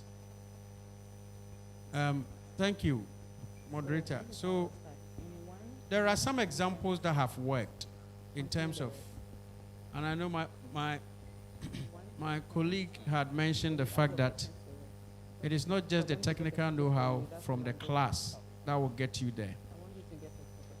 In Tunisia, what they have done is to add to the contract of anybody who wants to build any renewable energy. And all what they've said is true. If you want to build a renewable energy in a Greater Accra, as part of your contract, you will take internship and trainee programs to train the youth who would then become the maintenance people for that particular renewable energy in there. At the same time, I think in Kenya, I think those who are from Kenya, your grid extensions, your national grid extension, there is also a policy like that they have to take their youth and train people on the maintenance of that particular grid. It was part of the contract. That is the way to get what we call the transfer of knowledge from those who know how to do it to the local community. When it comes to financing, we have noticed some youth-led cooperatives, as my colleague said. It is important. There is a social aspect of all what we are discussing. But if you want to ensure that there is ownership in any project you do, there should be a way you support the youth within those communities to form a cooperative and own part of the business. There are different models that have worked. I think Morocco has one of the largest solar power base. I think it's 594. They call it the Ozazite site. 70,000 estimated jobs came from the contractor because he was required not just to train them, but to help them to also apply for certain finance as well, so that they can build those businesses to maintain it in the longer term. Other parts we can talk about is there is a multilateral financing for youth-led innovation. There are a lot of them. I see them all the time. I think the most important aspect of it is how do we bridge that particular gap by training, as I said, beyond the technical knowledge, people to know how to write proposals to access this finance. In Africa, our access to Green Climate Fund is lower because there is stringent, sometimes academic-like procedure that our governments are not ready to go through. So when they write the proposal and they come back with comment, they get angry. And then at some point, of course, government is going to support them anyway. They stopped, the process. And so access to the Green Climate Fund, we have vendors from outside Africa coming to partner with our government to do all that legwork to write the proposals. And then when they write the proposals, they want to be the one to be implementing. They just needed the government support. And so we've seen them. So if we don't train our youth on how to write proposals to access some of these funds, it will be really difficult for us going forward. Thank you. We need to train our youth to access finance. Gloria, if you can help us, you've been at the Energy Consortium. You've been able to bring governments, actors, civil society actors, and private sector players together. Now, what are some of the key lessons that you have learned from building such multi-stakeholder platforms? And how do you think we can scale up these discussions? Because we don't just have to leave it for the government. We need to make sure that there is civil society inputs, and we, the youth ourselves, we are also involved. So what lessons would you like to share with us? All right. I think the first thing I would like to share is that shared ownership builds trust over time. With the Ghana Energy Transition Consortium, we don't work in silos. We are about 6 organizations working under the energy transition. So we have for the faith perspective, we have for the extractive when it comes to the law, litigation, and everything. So they're not just fixed on just one aspect. So the first aspect I would want us to understand is that shared ownership builds trust. So as you are here working, networking with people, working in community-based organization, it's important for you to understand that fact. And the second thing, the second lesson I would want us to also understand is evidence-based engagement works. We can't always be talking. What is the evidence of what you are doing? What can we see from what you are doing? We should be able to see the evidence of what you are doing. If you're able to see it, the evidence will talk for itself. So that is another lesson we'd have to talk. Then another thing I'd want to also share is relationships. In our works as CSOs with the government and everything, how we build our relationships is also very important. It's not just because you get your grant, you forsake the relationship you have with other people. People continue to get other grants because of the relationship they have built over time. So relationships are very, very important. Then I also talk about storytelling. As a young person, as a community-based organization, what story are you pushing out there about your organization? What are you pushing about yourself? Are you documenting your stories? Do we have to now come for you to tell us you are now going to look for your data? Start gathering your data now if you haven't. If there are things you have done for the past 5 years, 10 years, it's important for you to document what you do because storytelling is important. And then another lesson has to do with mentorship. Because if you say the youth are our future, then we have to deliberately mentor the young ones. So mentorship is also very important. So for the Ghana Energy Transition Consortium, these are the 5 things that we are working at, and it's going very well for us. Thank you. All right. Thank you, Gloria, for these lessons. I believe that we are picking some of these lessons that we put into practice. We are far behind time. So this juncture, probably I would open it up to the moderator if you want to continue, because I understand that we have a time for you, the plenary, to also ask questions. So we'll just leave it to the main moderator. All right, so AYC, AYC, AYC. All right, great. So the strong drive of the youth are very important.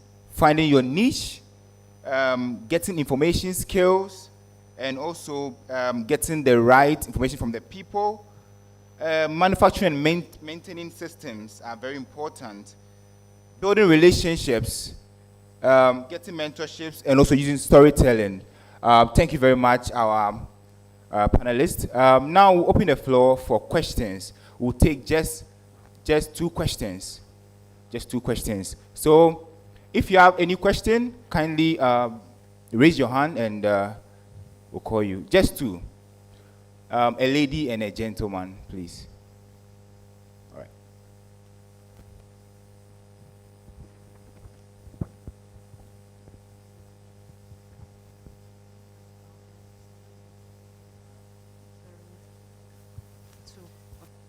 So we have a question from this gentleman. He says, talking about energy transition, and how well have we publicized or advertised this project to be public?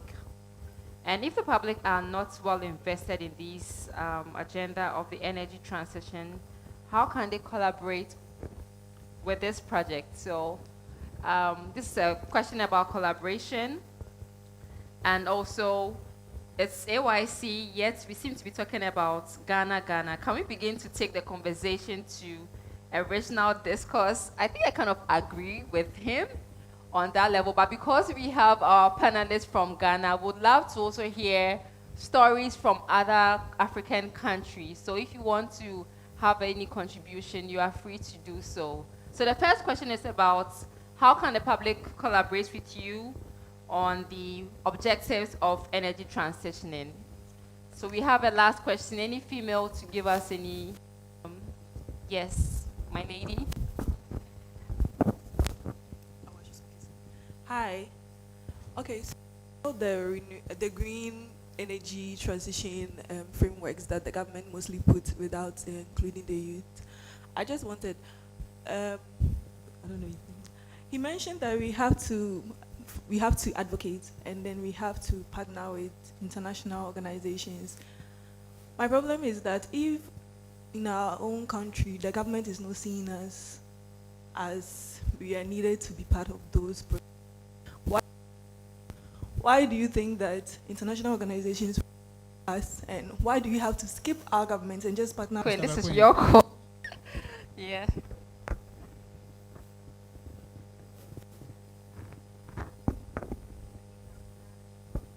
I'll start, then Mr. Samuel will also continue from there. So with the energy transition, it's a universal conversation. It's not just Ghana. So that's the first thing we are supposed to note. Every country is transitioning, and it has already started. And for Ghana, Ghana's own started in 2022, and we are going to 2060. So it's from now to that time. So if it's about 40 years' time, kindly add that age duration to your age. So by that time, we are saying Ghana is going to get to net zero.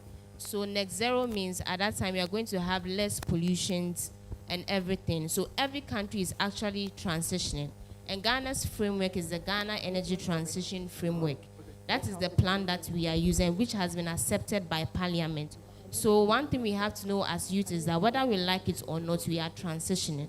And since we cannot do anything about it, then we have to be able to know and come into place to transition along, know the opportunity so that we can also be able to tag along. And for you said, I think with the second question, you mentioned that if our own people are not seeing us, what shows international people are going to see us? If you know you are very relevant when it comes to decisions and they are not giving you a chair at the table, kindly carry your chair there because you know you are going to carry impact. Immediately people see that you carry impact, they have no other choice than to make sure that you are influential. That is why we have to be able to build relationship. Where do we want to see ourselves as youth in the next 5, 10 to 15 years? If we believe we are the anchor for net zero, we have no other choice but to change our mind. Because if we are the ones going to be the policy makers, we have to be able to first change our mind, carry the solutions and make it our own. We should stop importing solutions from outside. Let's make the solutions our own. Let's make it African enough and let's believe in African solutions. So that's what I'll say. I'll pass the mic to Mr. Samuel.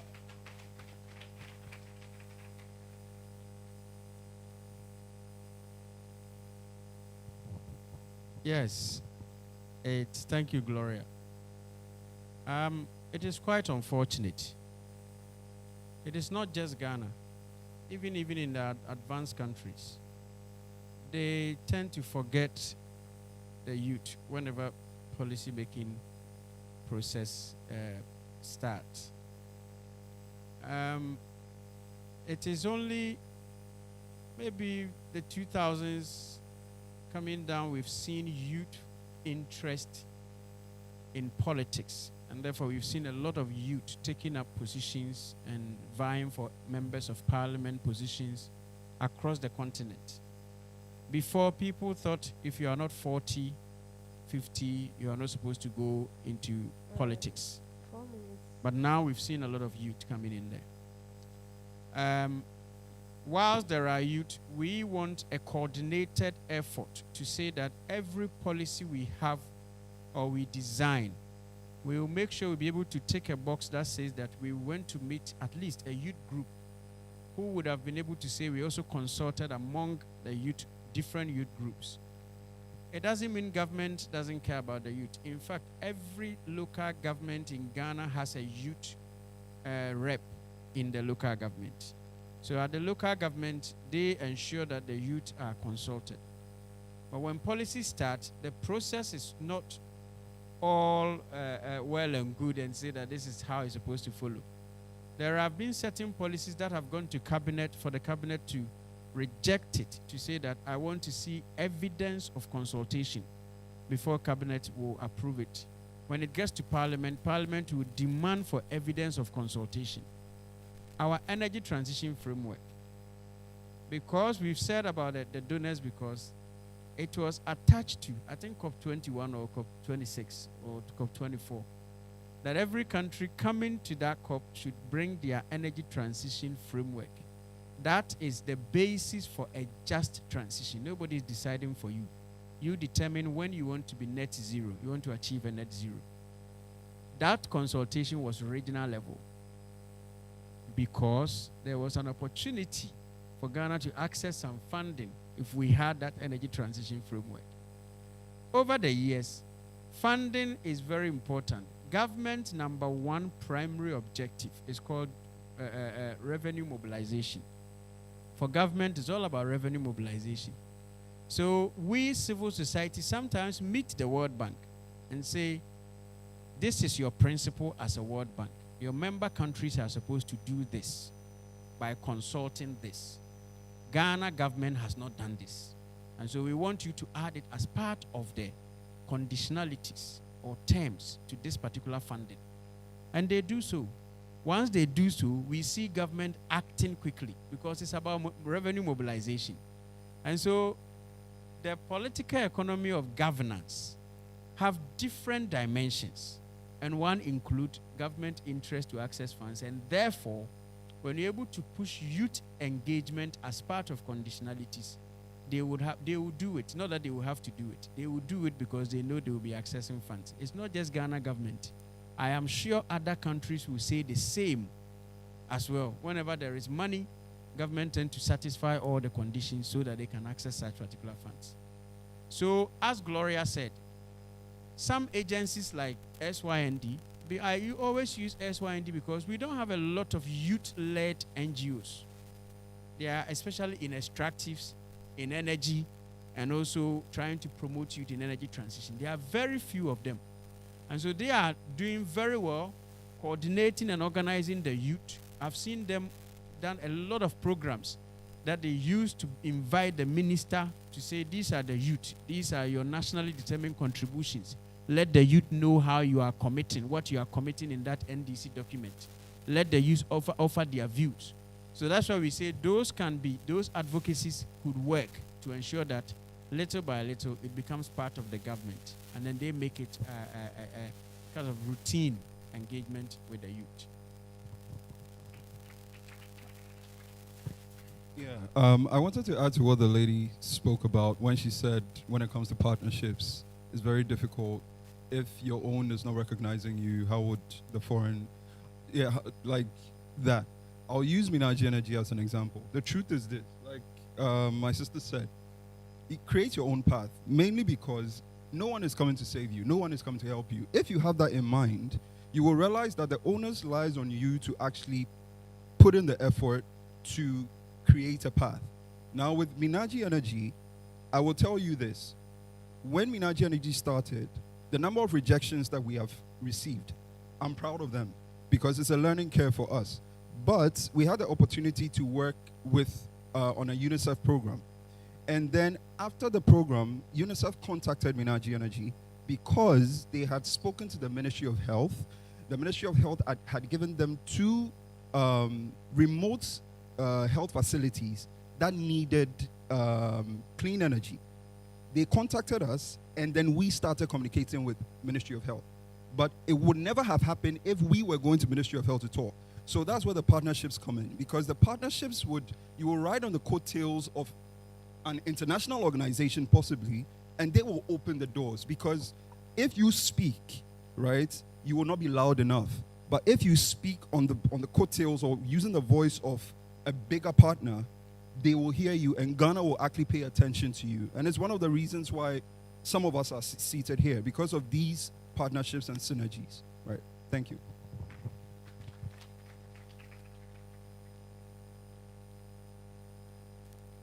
All right, so I think to end the session, we want to give the final opportunity to our panelists.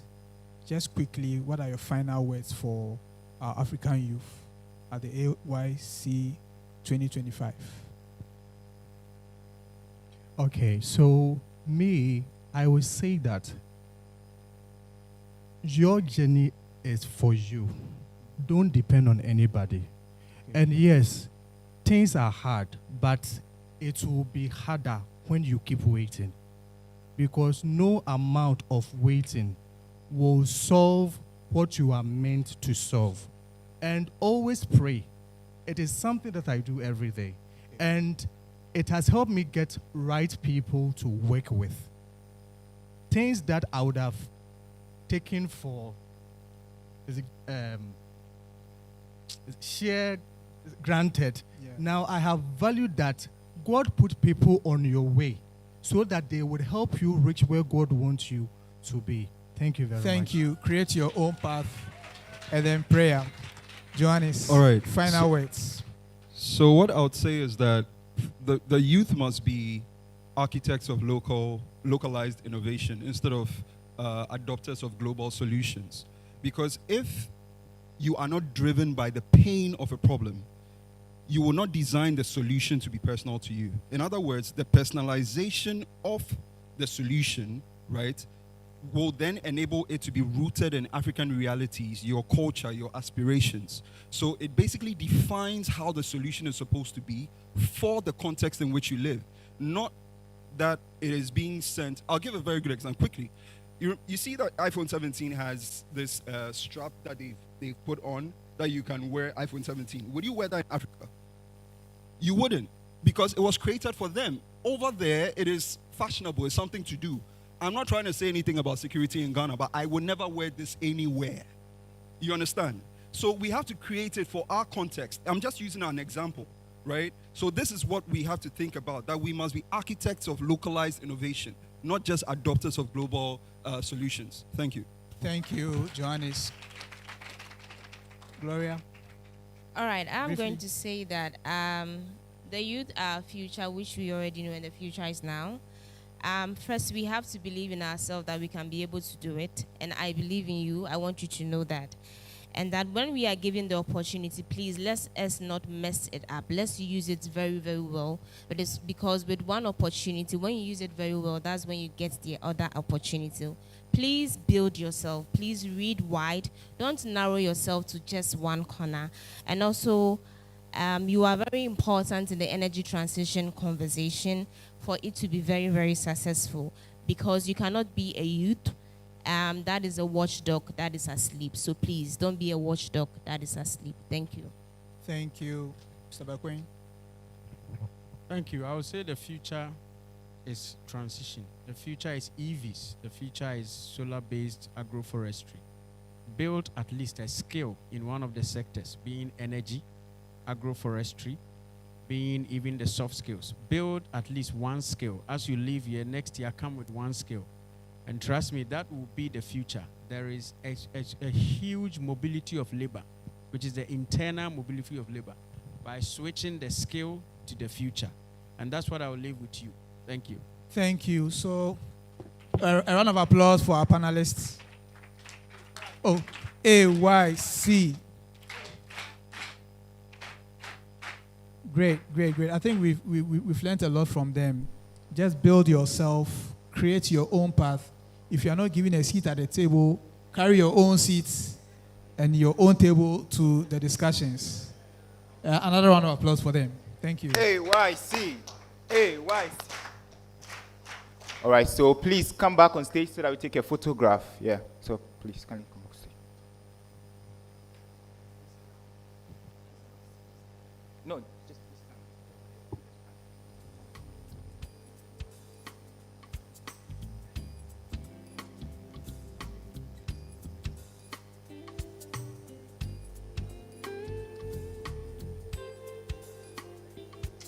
Oh, let's give it up for them. AYC. AYC. AYC. Great, great, great. You have to be architects of local innovation rather than adopters of global solution. Okay, now, Emrine, over to you. Thank you, the panelists, and Frank. I see how the room is. Can we all be upstanding? I'm sorry for making you do this, but please be upstanding. Let's do this little exercise. So as you are standing, just begin to rub your hands together like this. Upwards. Bring it down. And now shake, shake, shake, shake. Shake it to the max. Shake, shake, shake, shake, shake. Right, yes. I know you've been listening to a lot of knowledge, a lot of stuff. and it's time for us to have a little break. So now that you've shaken off all the, I don't want to call it boredom, but everything off, let's sit down and enjoy some very exciting performance from Jovial the Poet. Give it up for her. AYC, AYC, AYC, AYC. I've always found myself in a land, and sometimes I used to wonder where I'm from.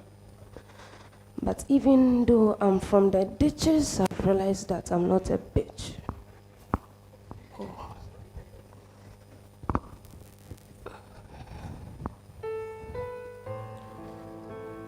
Yesterday, I realized that some of us were from Tanzania, others were from Zanzibar, others were. But today, in Kenya, we are not guests in this room. We are the heartbeat of Africa. Yet, anytime policies are being drafted, our names are written in invisible ink. They say power is for the seasoned. But what is season without a good harvest? And oh, the spices I grow are not enough. Somebody give me hunger from South Africa's kitchen. They say that governance is earned by age. But how many youth sit in their boardrooms not to clap, but craft? How many of us sit in your boardrooms not to echo? How many of us sit in your boardrooms not to communicate, but commune? Oh, I want to walk into the oil fields of Nigeria, and over there, I also want to walk across the coastal farms of Ghana. Oh, my motherland, I just remembered. But now her gold has been traded for current pleasure, and yet she says water is life, but I can't even recognize River Densu anymore. Into Sisi, I'm in person, mensu, if it's a misu, and sharp na misu. And all that glitters is African youth. We are the gold. And even if you want to neglect that, I tell you again, all that glitters is African youth. We are the gold. And so, I also want to tell you that a round peg cannot be placed in a square hole. Our elders have the first peg, yet we are Gen Zs. We are the youth. We have broken it down into pieces and are ready to pour it into the square hole. So if you agree or not, we are doing it.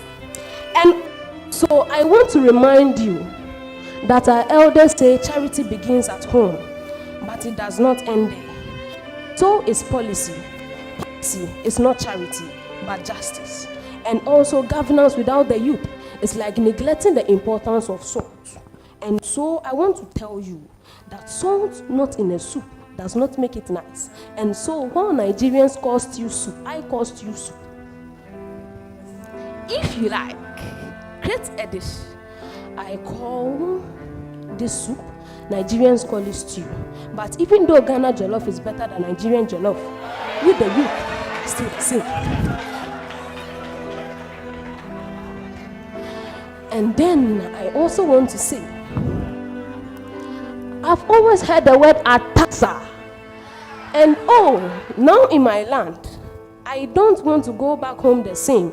If you say, mama baby some say, and so now, we've always sat here. We've talked about the policies. We've talked about the theories. But who is going onto the ground to do it? We must remember that till the soil must always guide hands that hold the pen to sign the policies. Because what is a pen without an ink when there is a paint that needs to be used on buildings? And if these buildings are being painted, then we must make sure that they are not tainted. My name is Jovial. Peace out.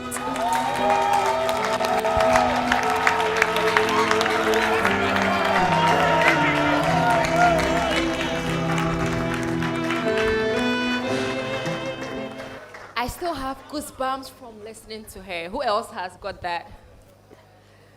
But still, the point is Ghana Jollof is always the best. No arguments. No arguments. Please, everyone should just pack their bags if you want to debate with us. Great. wow, I'm sure you loved it, you enjoyed it. But then she sent a message, and I hope that we all enjoyed it and listened to it. Let us reflect that Ghana Jollof is better. All right, so up we are going to the next session. We're going to have some breakout sessions quickly. So we have 5 different topics. It's going to be projected very soon, and I would let you know, according to your interest, you choose which room or which session you want to join.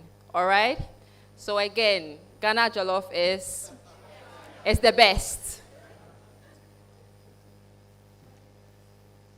So yes, I'll just read. Great.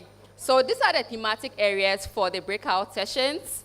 And it's going to be graded for grants. All of you are looking for money. You want to understand all these schemes of getting grants and knowing how to utilize it well. So the first one is designing green innovation that attracts funding.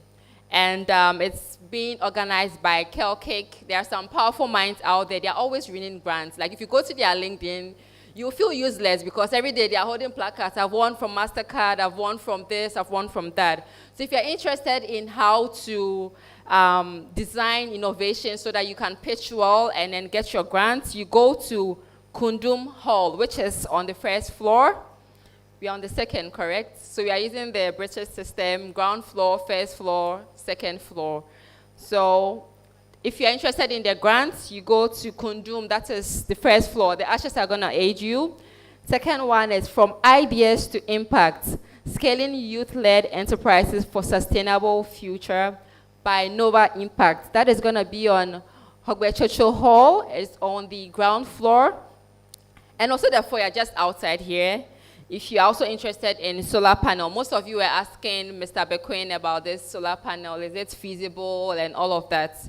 Your questions would be answered in that breakout session. So you go to the foyer just outside. We have the solar panel, which is being organized by Empower, and also the Damba floor. That is also on the ground floor. We have value chain addition, enhancing agricultural productivity and sustainability through innovation. And that's being organized by Xtech and Zane. So I hope as I'm reading, you are writing down your interest. Yes, exactly. It's projected in there. So the next one is going to happen right here. So if you're interested in this topic, you don't move at all. You stay in here. And it's going to be about building the green economy, entrepreneurial ways for African youth in a just transition by the YGE, that is Young Green Entrepreneurs. That is happening right here. So I'm going to go over again. If you hear what you're interested in, just write down the venue, and then you ask the ushers to lead you to that room. The first one is graded for grants, designing green innovation that attracts funding. That is Kundum Hall, 1st floor. Second session is from ideas to impact, scaling youth-led enterprises for a sustainable future by Nova Impact, and that is on the ground floor in the Hogbechocho Hall. Thirdly is solar panel. If you're interested in anything solar, please move to the foyer just outside. That is also by Empower. And then the 4th topic is on value chain addition, enhancing agricultural productivity. If you are into agric, move to the ground floor as well and locate Damba Hall. And if you're also interested in building the green economy, you want to continue the conversations that our panelists had, just remain right here. Any questions? We have to split into our groups right now. It's going to be just for 30 minutes, yes. So can we start moving to our preferred topics? If you need me to repeat, just let me know.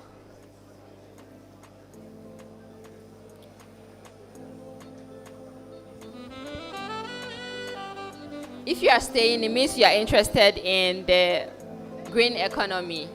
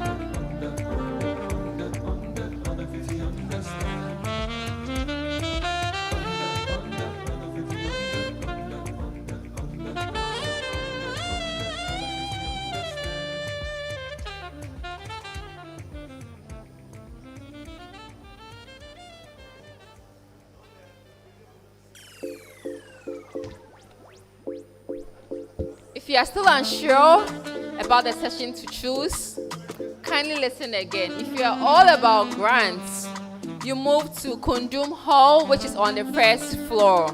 Just ask anyone, where can I locate Kundum Hall? That's where we have the grant session. If you are interested in ideas to impact, move to the ground floor and locate Hogbechocho Hall. If you are interested in solar panels, solar energy, renewables, please move just outside, just to my right side. And if you are also interested in value chain addition in enhancing agricultural products, move to Damba, that is on the ground floor. If you are here, it means that you want to be part of the conversation on building the green economy, entrepreneurial pathways for African youth in a just transition. This room, again, is for building the green economy. So if you're interested in that, you stay here.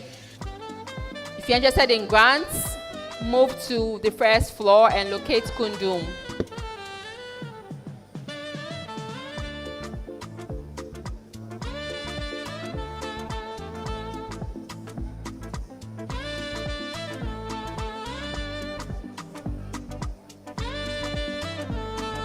Quick information and apologies. Unfortunately, we cannot have the value chain addition. So Damba 3, which is on the ground floor, there is no session ongoing. So if you're interested in the value chain addition, I'm sorry to tell you that not this time. Find another. Either you stay here at the auditorium and enjoy discussions on building the green economy, or you move to the grants, that is at the Kundum Hall, first floor, or ideas to impact, Hogbechocho Hall, which is also on the ground floor. So we have just 4 sessions ongoing now. Here is building the green economy. Just outside is solar panel. And on the ground floor is ideas to impact. And on the first floor, we have graded for grants. Do not hesitate to contact me or my co-host if you need any clarification on your desired topics.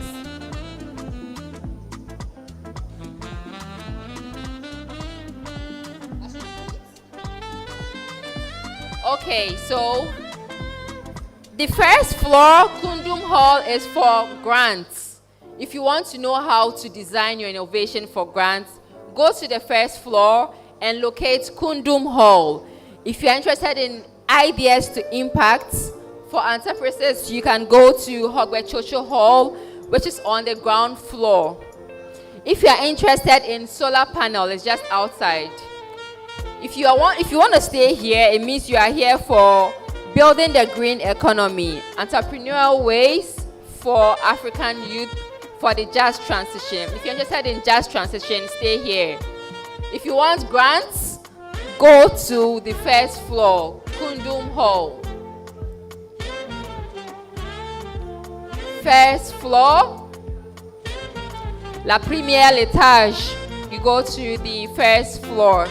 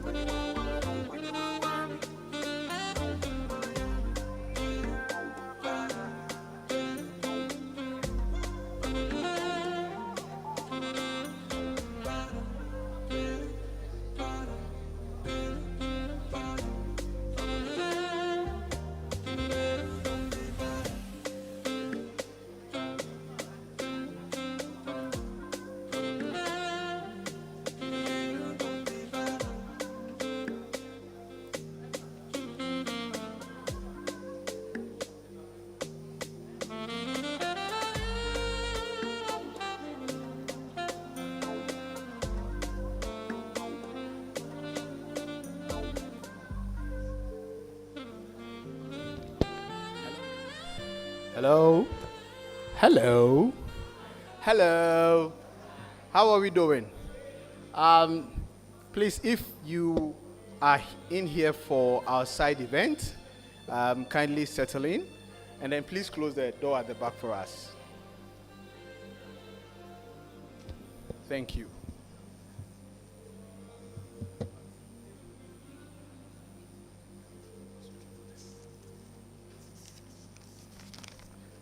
I can still see people standing up.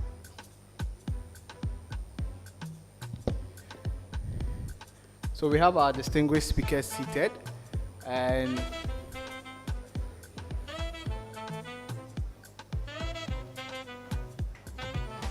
so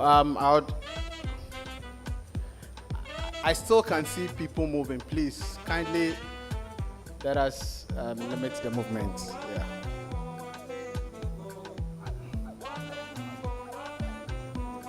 Okay, so I'll introduce our moderator for today's session. I call her Miss Victoria. So Miss Victoria, please, we need you upstairs. Thank you.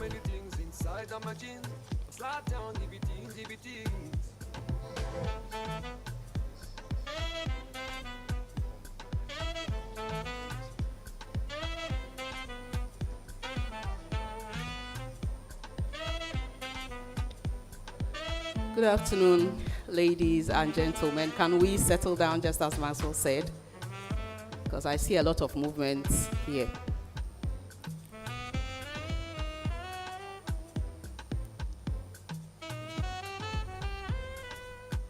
Thank you.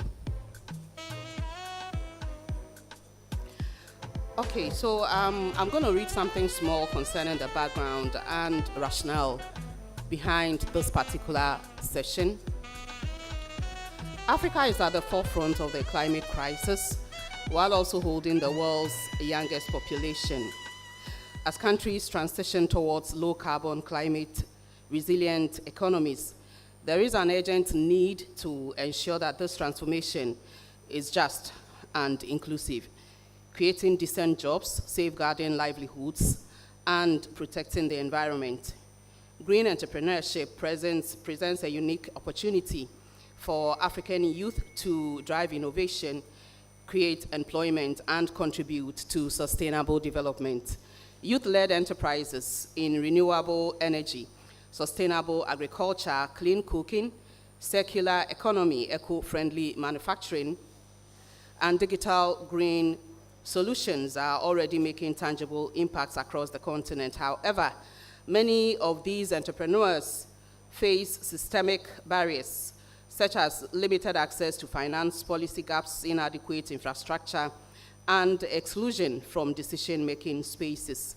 This side event will highlight how green entrepreneurship can be a key driver of Africa's just transition, showcase youth-led solutions, and explore pathways for scaling up innovations through enabling policies, partnerships, and investments. Ladies and gentlemen, my name is Victoria Bekodan, so I am a broadcast journalist and morning show host of Anopabuso on Amansan Television. I'm also a climate change advocate and everything green when it comes to the sustainability of the environment. You can count me in. I'm going to call Maxwell so that he would talk about the next phase of what we are going to do here. A round of applause for Maxwell, please. Thank you. Thank you, Victoria. Please, can we have a mic? Yeah, so just as Victoria said, and she gave the background to what we are going to discuss, I think entrepreneurship is very important. And most importantly, we also have to look at the sustainability bit of entrepreneurship. And we run a project called the Young Green Entrepreneurs, and I co-lead the project with Priscilla. Please, you can wave. Yeah, so I co-lead the project with Priscilla. And then on the sidelines of the African Youth Conference, we are hosting the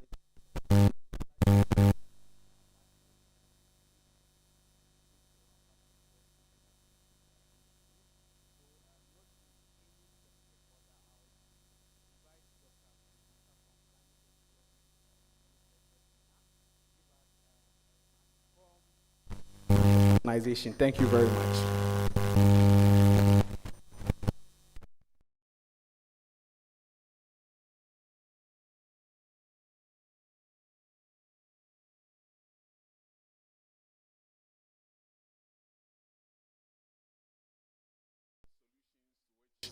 Young people bring to bear when we are talking about this our climate crisis. So as KN, we've been very, very passionate, not just about talking about climate change, but we do three things. We mobilize climate knowledge, working with researchers across the country, across Africa, and around the world. And then we do research dissemination. We use different means. We collaborate with the media. We collaborate with creatives. We work with filmmakers, we work with poets to be able to put evidence-based climate information out there. And then also the last thing is our build capacity for people to use that knowledge. And that is where our partnership with SYND for the Young Green Entrepreneurship comes in, where we work with them to be able to make sure that entrepreneurs are very mindful of using evidence-based information in the work that they are doing, so that it's not just because climate change is a hot buzz, everything you want to slap climate change on it so that it becomes green. But you know that whatever you are doing speaks to the value of pursuing either an adaptation effort, a mitigation effort, or a greener future. So we're excited to be here, and thank you so much. We hope that these discussions are going to be very fruitful, and then hopefully we connect in the future. Thank you.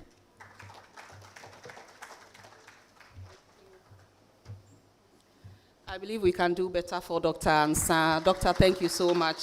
Next up, I am going to call Daniel Ntiamwa Dankwa from Implementers to come and give us their solidarity message. A round of applause for him as well. Thank you. Hello, good afternoon, ladies and gentlemen. I think maybe I should have gone before Doc, and I wish I had written something so I could have been a bit more fluent. Daniel with the Implementers. We're a project management organization basically dedicated to a couple of areas. For the purpose of this session, we are more interested in employability. Part of YG cohort next year. For us as Implementers, it was only a matter of time that we made an effort along the lines of climate change.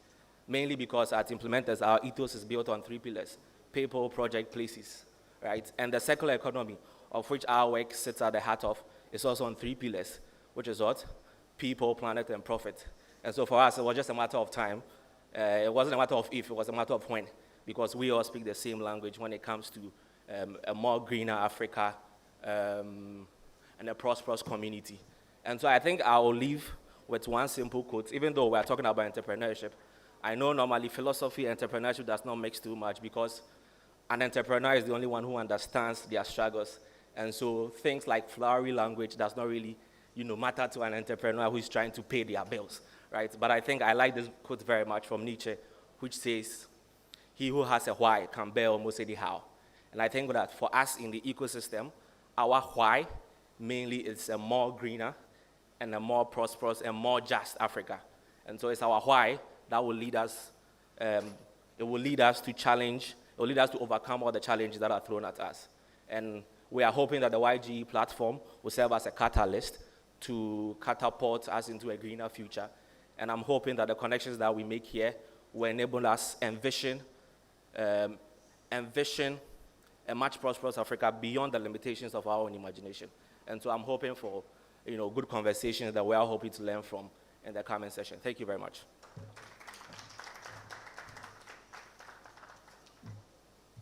Thank you very much.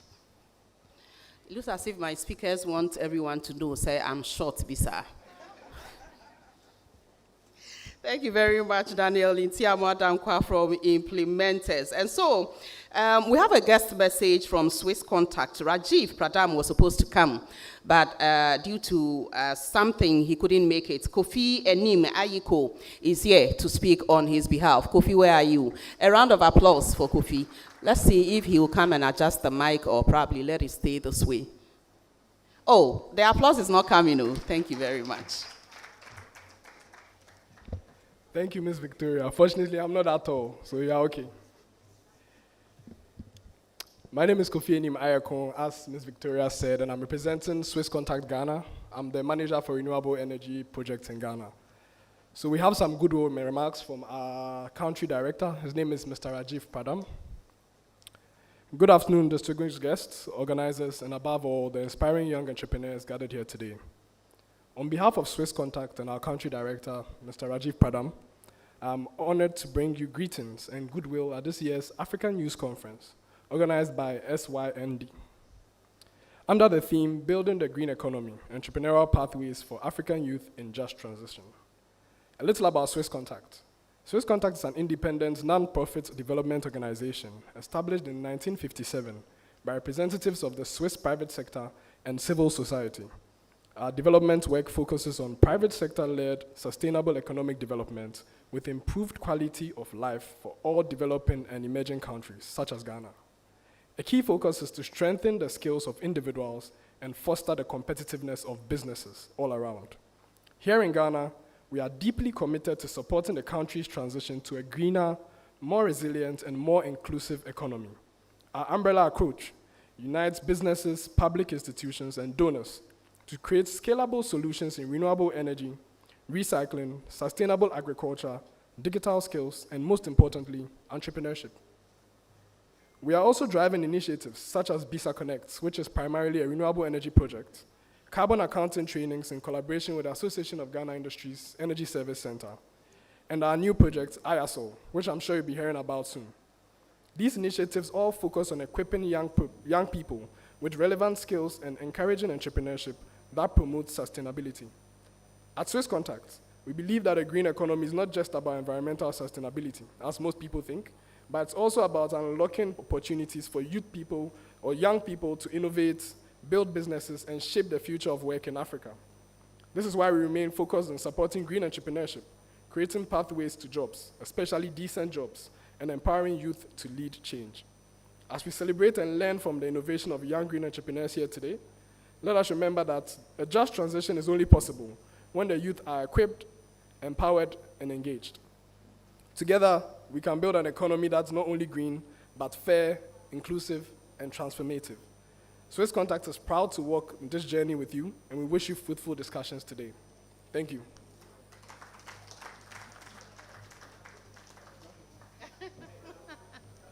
Thank you, Kofi. All right, so I'm going to call Maxwell to come and take over the fireside chat. Maxwell, a round of applause for him. I believe that he deserves it. He's done a good job. Thank you, Victoria. Thank you, Victoria. So we are zooming into our next session, which is the fireside chat with our special speaker. Let me take this opportunity to welcome Ms. Lydia Forsen, who is the CEO of Kinky Matters, and she's also an actress, so yeah. Yes, please. Please, you should clap until she sits. Yeah, we can do better, yeah.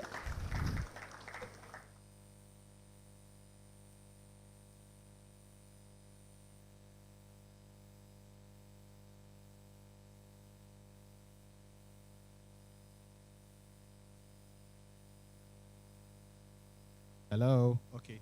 All right. Thank you very much and welcome to African Youth Conference on Natural Resource and Environmental Governance.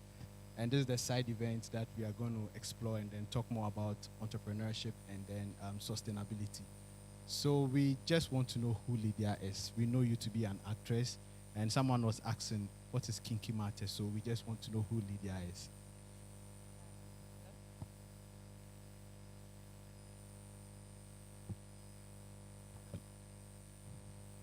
Hello? Okay, hi. Good afternoon, everyone.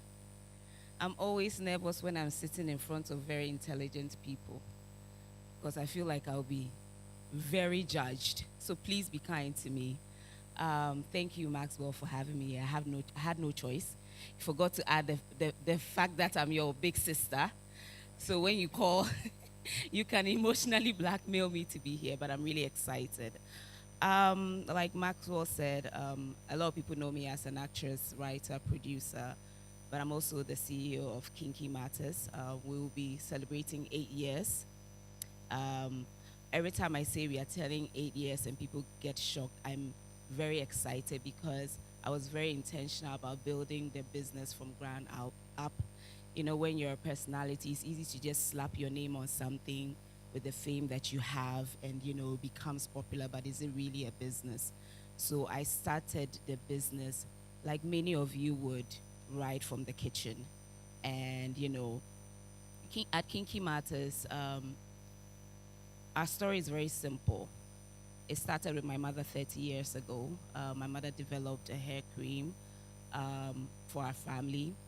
And 30 years later, I took over. We are very intentional about providing hair and skincare using locally sourced ingredients and trusting in the wisdom from generations before us.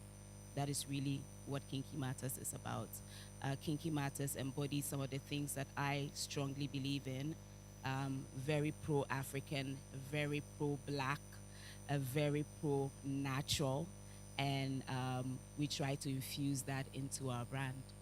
Wow, that's interesting. 8 years. Yes, 8 years.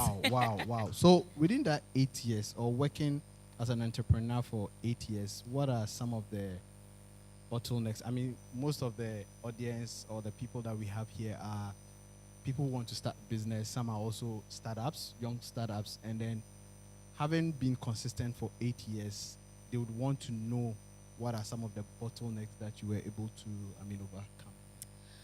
Oh man, where do we start? How much time do we have? You know, I always say that entrepreneurship is not for the faint-hearted. It is difficult, but it's also exciting because you feel like you're solving a problem. You will have very good days, and the bad days will be bad with a capital B. I think for me, one of the first things I noticed when I started business was capital.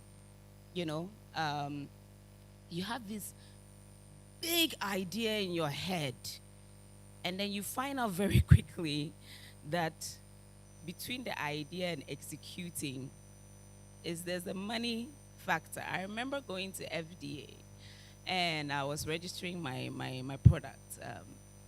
And I mean, you see this beautiful packaging here, but I used to put my product in a 1 cedi jar. I used to get it at Makola, and you know the sticker on it was not great.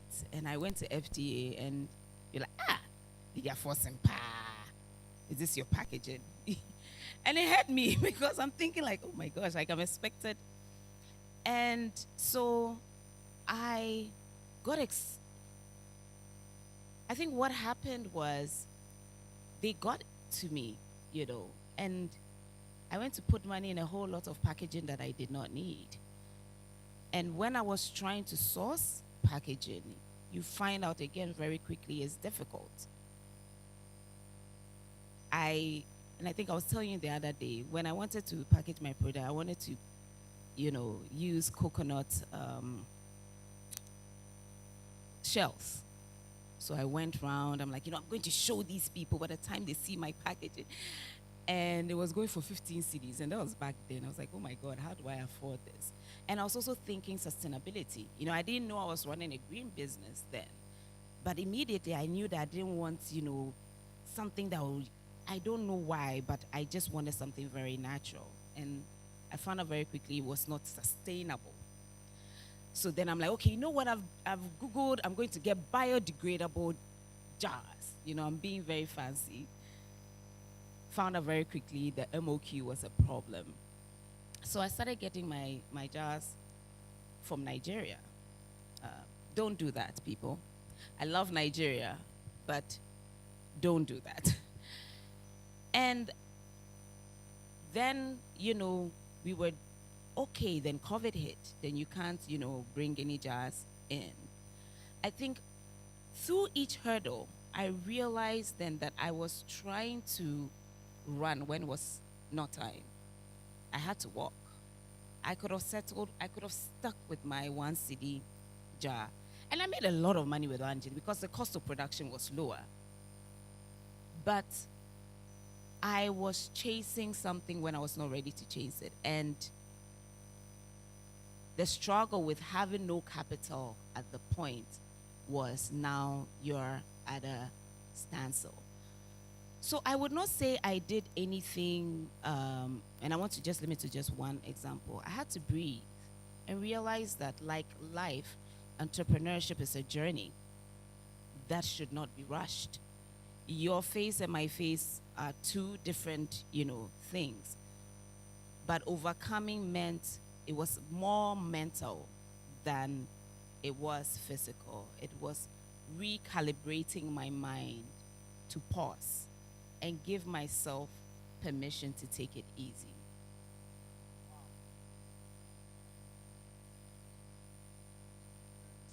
I think she deserves a round of applause. Yeah. I hope I'm not boring you. No. I think I'm really taking a lot of points here. Just as you said, entrepreneurship is a journey, and you have to deal with the mental fortitude first.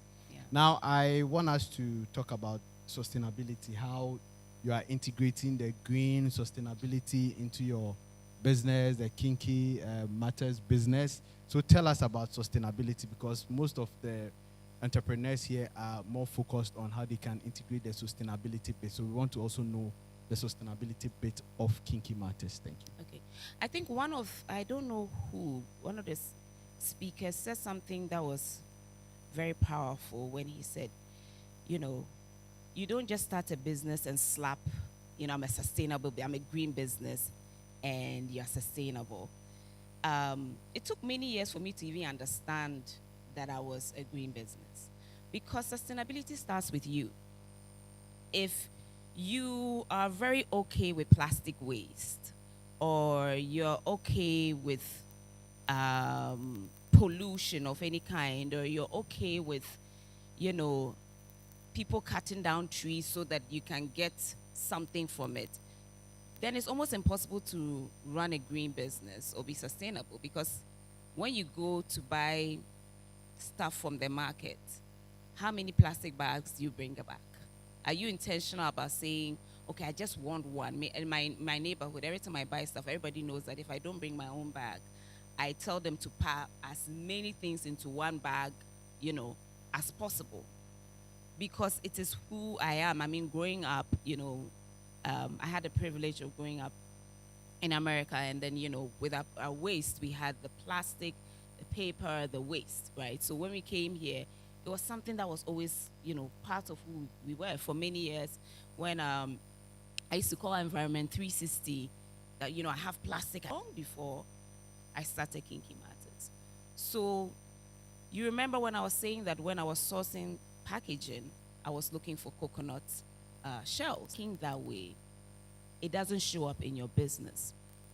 So then, again, at that point, I had not been confident to call myself a green business. So when it came to, bags, because you have to get your products to your customers, I think it's always cheaper. I was weighing the prices, and I said, why don't we do paper bags, right? And then I said, okay, now that I can't afford the biodegradable, packaging, what else can we do at Kinky? Because I recycle. If you give me, especially if you give me something nice and the packaging is nice, like I love good packaging, I'm going to reuse. So why don't we encourage our customers to reuse our jars, and for those who won't, bring it back? But how do we incentivize people to do this? So we'll give you a percentage off. So when you return it, a customer loyalty sort of program. 2, we are also not wasting our jars. For the station, we are not part of it, because we're just cosmetics, but we produce a lot of waste. The way we even source, our carbon footprint. And I didn't know all of these things. So the more I researched, how do I, realize who just tell me, Auntie Lydia, none of you used to call me Auntie Lydia, by the way.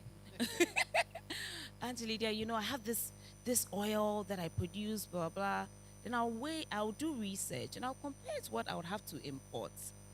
So why don't I figure out how to formulate this into our products? So we are constantly learning, trying to figure it out. But once you leave some for the future generation to enjoy. Even the way we source our share butter is one of them. Because very initially I didn't know this until I realized people are just cutting down trees. So you have to actually look into getting share from people who are very ethical in how they produce. So there's a whole chain to do. They always come to you. People come to you with all kinds of things. So are we perfect? No. Are we figuring generations before us? Is that our grandmothers, our great-great-grandmothers were practicing sustainability long before we came along. And then there was a glitch. I'm not going to go into my own conspiracy theories, but there was a glitch. And somehow we decided that putting food in plastic bags were better than, banana leaves. Or we decided that, again, my conspiracy, I don't want to go into that. But that's why I trust in the generations before us. That beauty was simple. It didn't destroy the earth. It enhanced our beauty, but we cared for the planet. We didn't just cut down trees because we wanted something in it, that would make our hair grow. It was a cycle that we got from. So cutting it down takes all of that away. Wow. Thank you so much.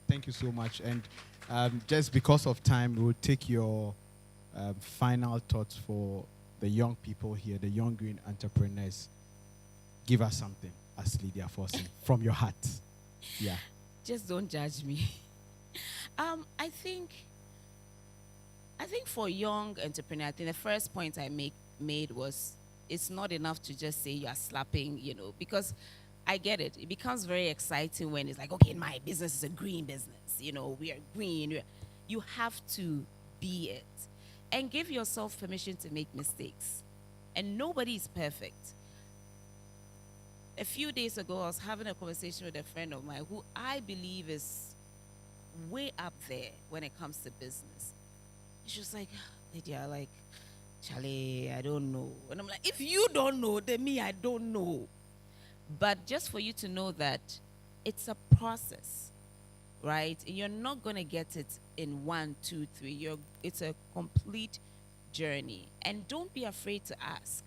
At Kinky Matters, I know a lot of times people go like, oh, your company is it? And I still feel like a very small company, and I'm still learning. He knows. I will call him. I'm like, Maxwell, so what are the kind of things I can do to make my business more sustainable? Just open yourself up to learn. And if you're now starting, the best advice someone gave me years ago was very simple. Just start, and the rest will come. Hashtag, just start it. Hashtag, thank you so much, Lydia Forsen. I think you've really given us more than enough. And yeah, so we have Kinky Matters, the products here. Yeah, we'll take Q&A later. We have the products here. So after the panel discussion, kindly walk to the desk and grab something. Just make sure you buy something. I know some people. I'll mention their names. Daniel, you need to get something. Daniel, so that we can identify him. Daniel Dankwa. Okay, Daniel. Dr. Prince Ansan. Dr. Prince. There's another Daniel Uredu. Where is that young man? Is it Daniel? That's him. So Okay. those guys, where is Dr. Kodema? Dr. Kodema too is not around. Tom Chris will get some. Thank you so much, You're Lydia welcome. Forsen. And Thank then we are going to go into the next session, and I just hope you'll be around to listen. I'm just hoping. I will definitely be Okay, around. thank you so much. So please, let's clap for Lydia Forsen as she takes her. Oh, no. Why aren't you telling people how you know me? I'm bothered about that. You don't want me to tell people your childhood. I beg. God, I beg. I've waited for this moment my entire life. Okay, please go ahead. Please go ahead. No, I won't do that today. But I just want to say I'm very proud of Maxwell. I've known him since he was a kid. And, he's not just talking. He is walking the walk. And I wanted to squeeze your cheeks, but I won't do that. So I won't let the girls, Yeah, right. But thank you guys for having me. Thank you so much. Please, let's clap for Lydia Forsen.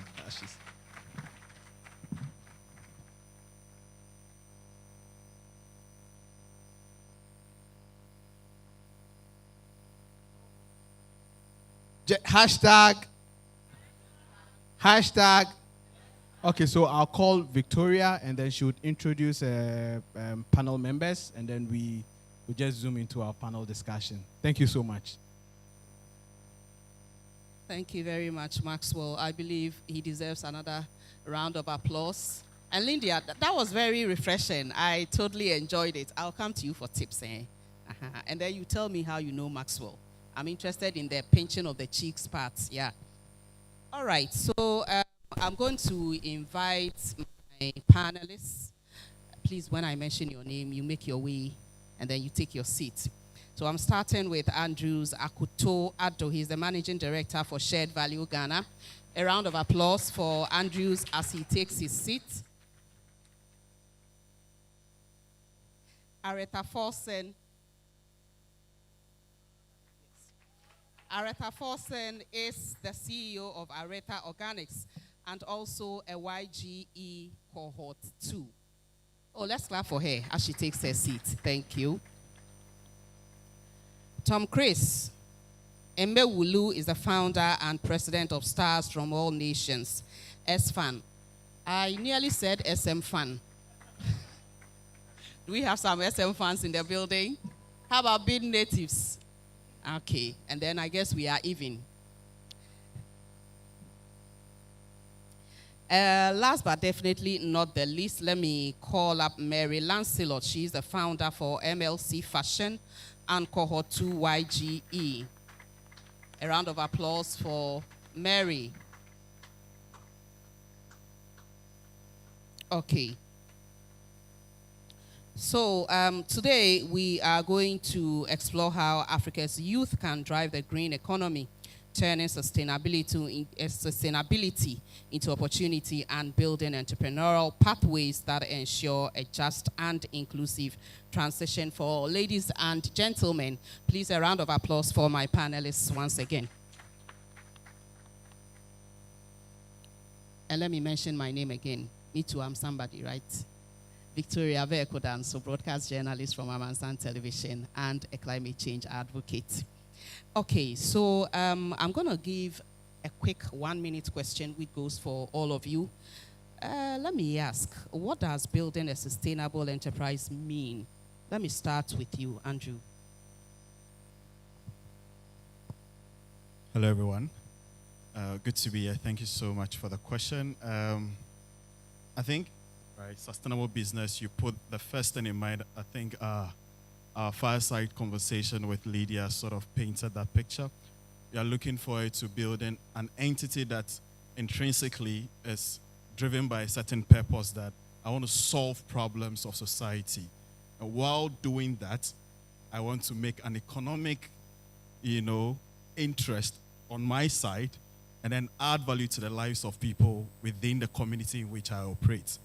So that's why I said it's doing good and doing well, financially, operationally, putting in operational excellence, making sure you take care of your staff, making sure you pay the bills on time, and then you are thriving within that course. So it's mutually reinforcing. You want to do good and do well at the same time. Thank you very much, Andrews. Aretha? In my opinion, to build a sustainable enterprise, you have to weigh the enterprise to see if it's economically feasible. You also have to know if it's going to last for the long term, because a lot of people start businesses and they are not sustainable. It's a great idea, but then it ends up not being sustainable. It's just short-lived. I believe we've heard that most of the businesses end up not surviving 5 years, so you have to make sure that it's feasible. Also, sustainable businesses has to have some sort of impact. You have to look at whether it's solving an environmental issue, whether it's a health issue, or even a climate issue. So in general, when you're talking about sustainable enterprise, these are some of the elements you should consider when trying to build one. Thank you very much, Aretha. Tom Chris, can we pass on the microphone to him? Thank you very much. Hi, everyone. So for me, principally business or entrepreneurship was wrongly defined as exploring a market opportunity for gains, capital gain. But for our generation, we see that that's a misnomer. And that's one of the reasons why entrepreneurship as a concept is getting predominantly negative impression. So for the purpose of our conversation today, sustainability for me is making the world better than you met it, while fulfilling that objective of satisfying your stakeholder needs, which is making money. So it does make sense for businesses to think about sustainability as a business model. Now, for those of us in social enterprise, we believe that people are the most important aspect of business operation, and that starts with the people that you work with or the employees. So in our generation, we no longer think about the workers as employees. We think about them as the stakeholders in the business, the co-owners of the business. So entrepreneurship has shifted from being exploration of market need to value creation. Before this panel, I was talking with Andrew, and this is the focus that every business that seeks to have going concern should have as the backbone of operation. Making people, the employees, the investors, the community, the central focus of operational aspirations. Thank you. All right. Thank you very much, Tom Chris. Mary. Hello, everyone. So for me, building a sustainable business means that you create a business that have people in mind, yourself, the environment, and handling our culture. This is because when you have people in mind, you think about what they want, what will keep them, and will come to you. What problem are you solving? And when you have the environment too in mind, you think about something that will not destroy the environment, but however protect it. And yourself, what impact, what passion, what gives you joy, and what profit will you get in doing that? And in handling our culture, Africans are known to be practicing sustainable living before. Now we are all craving and shouting about it. So when we start handling our culture, we are then going to put in place the business that will handle it. Thank you. Thank you very much, Mary. I think that was very exhaustive. Andrews, let me come back to you. From your perspective, how can share value models accelerate green entrepreneurship among African youth? Thank you very much. I think this when Tom Chris was speaking, we actually had a conversation and we were talking about the shared value model, not with an S. So it's a model, it's a business management concept propounded by Professor Michael Porter and then Mark Kramer from the Harvard Business School. Michael Porter, we know Porter's 5 Forces, student of economics here. And he just thought that business must first be set out to not just make money, but do good and take care of the society in which they operate. So the shared value business management concept is something that has lived with us as Africans, how we do business, how we conduct ourselves. We don't just seek to make money. But this has sort of fizzled out when the whole industrial revolution started. Almost all CEOs from General Electric, we know the case studies from the US, coming down to Africa, businesses were just looking for it to making money for the shareholders, make money for themselves, and then they think of the society as an afterthought. And all this pollution, climate, all this conversation seems to be something that we shouldn't be having this conversation if we're taking care of the community. So the concept is basically that businesses must become competitive while simultaneously taking care of the community or the society in which they operate. And so when you take that with Nietzsche's thinking that, you know, if you know your why, you can address your anyhow, right? Amazing. So you think of this, you start with why. I love the book by Simon Sinek. So you start with that in mind and you say that I want to build a business that doesn't just set out to make money, because the money is important. And I think Lydia Forson has helped us to appreciate the importance of money. But then your purpose must stay with you. So your North Star. Why did I start? You have to think of that. So you think about your business model, your B2B, B2C, or you want to say that you are running a SaaS, software as a service business, running a farm farm as a service business, you build farms in people's buildings and all that. When you think of that, you want to put yourself by saying that, how am I improving the lives of people that this business is setting out to do? Because business is basically to solve a problem. You want to solve a problem, but not to make money at the expense of solving the problem, that the money becomes your objective, that you forget about the problem. So the model basically puts profit with purpose at the heart of your operation, right? Creating shared value. You are thinking of profit with purpose. The next layer of it that I'll add is that within that concept, it would sound like I'm speaking a lot of English, but it also makes business sense when you look at the commercial value and the impact value. I think the panel with your first question has sort of touched a bit on that. So commercial value is that somebody must pay for what you are doing, right? Somebody must pay for it. But in paying for it, how does the money go into a certain operational aspect of the business that to the large extent, we are also taking care of the environment. You are taking care of the community, you are taking care of the livelihoods of people. So business for me is set out to first and foremost solve societal problems. Okay. Not just to make money. All right. And we'll unpack that in due course. Thank you very much, Andrew. So basically, you need to identify a need in the society and devise ways of solving it. Then the money will come later. Yes. Somebody has to pay for it, so value. Right. So the need is that you think of that it's not just you. It's the pain point of someone. All right. So I'm solving that, and then I'm solving that to relieve them of that pain. All right. To that end, after relieving the person must be able to pay for it. So some people will start with a freemium model. They must start with something small to earn something little. Okay. And then you build it. But there are a lot of things to unpack there, things, you know. but we are then working you with time, build so it. let me I'm move coming. on Just to 1 minute. Sorry. You build it with the idea that when I make money from someone, it doesn't stay there. That money that I'm making, a percentage of it must go into impact, and that's where we have to basically have time to dive into it, because people usually think of the commercial side and they don't know how to even measure their impact. All right. So Okay. that's another thing. Thank you very much, Andrews. Let me move on to Aretha.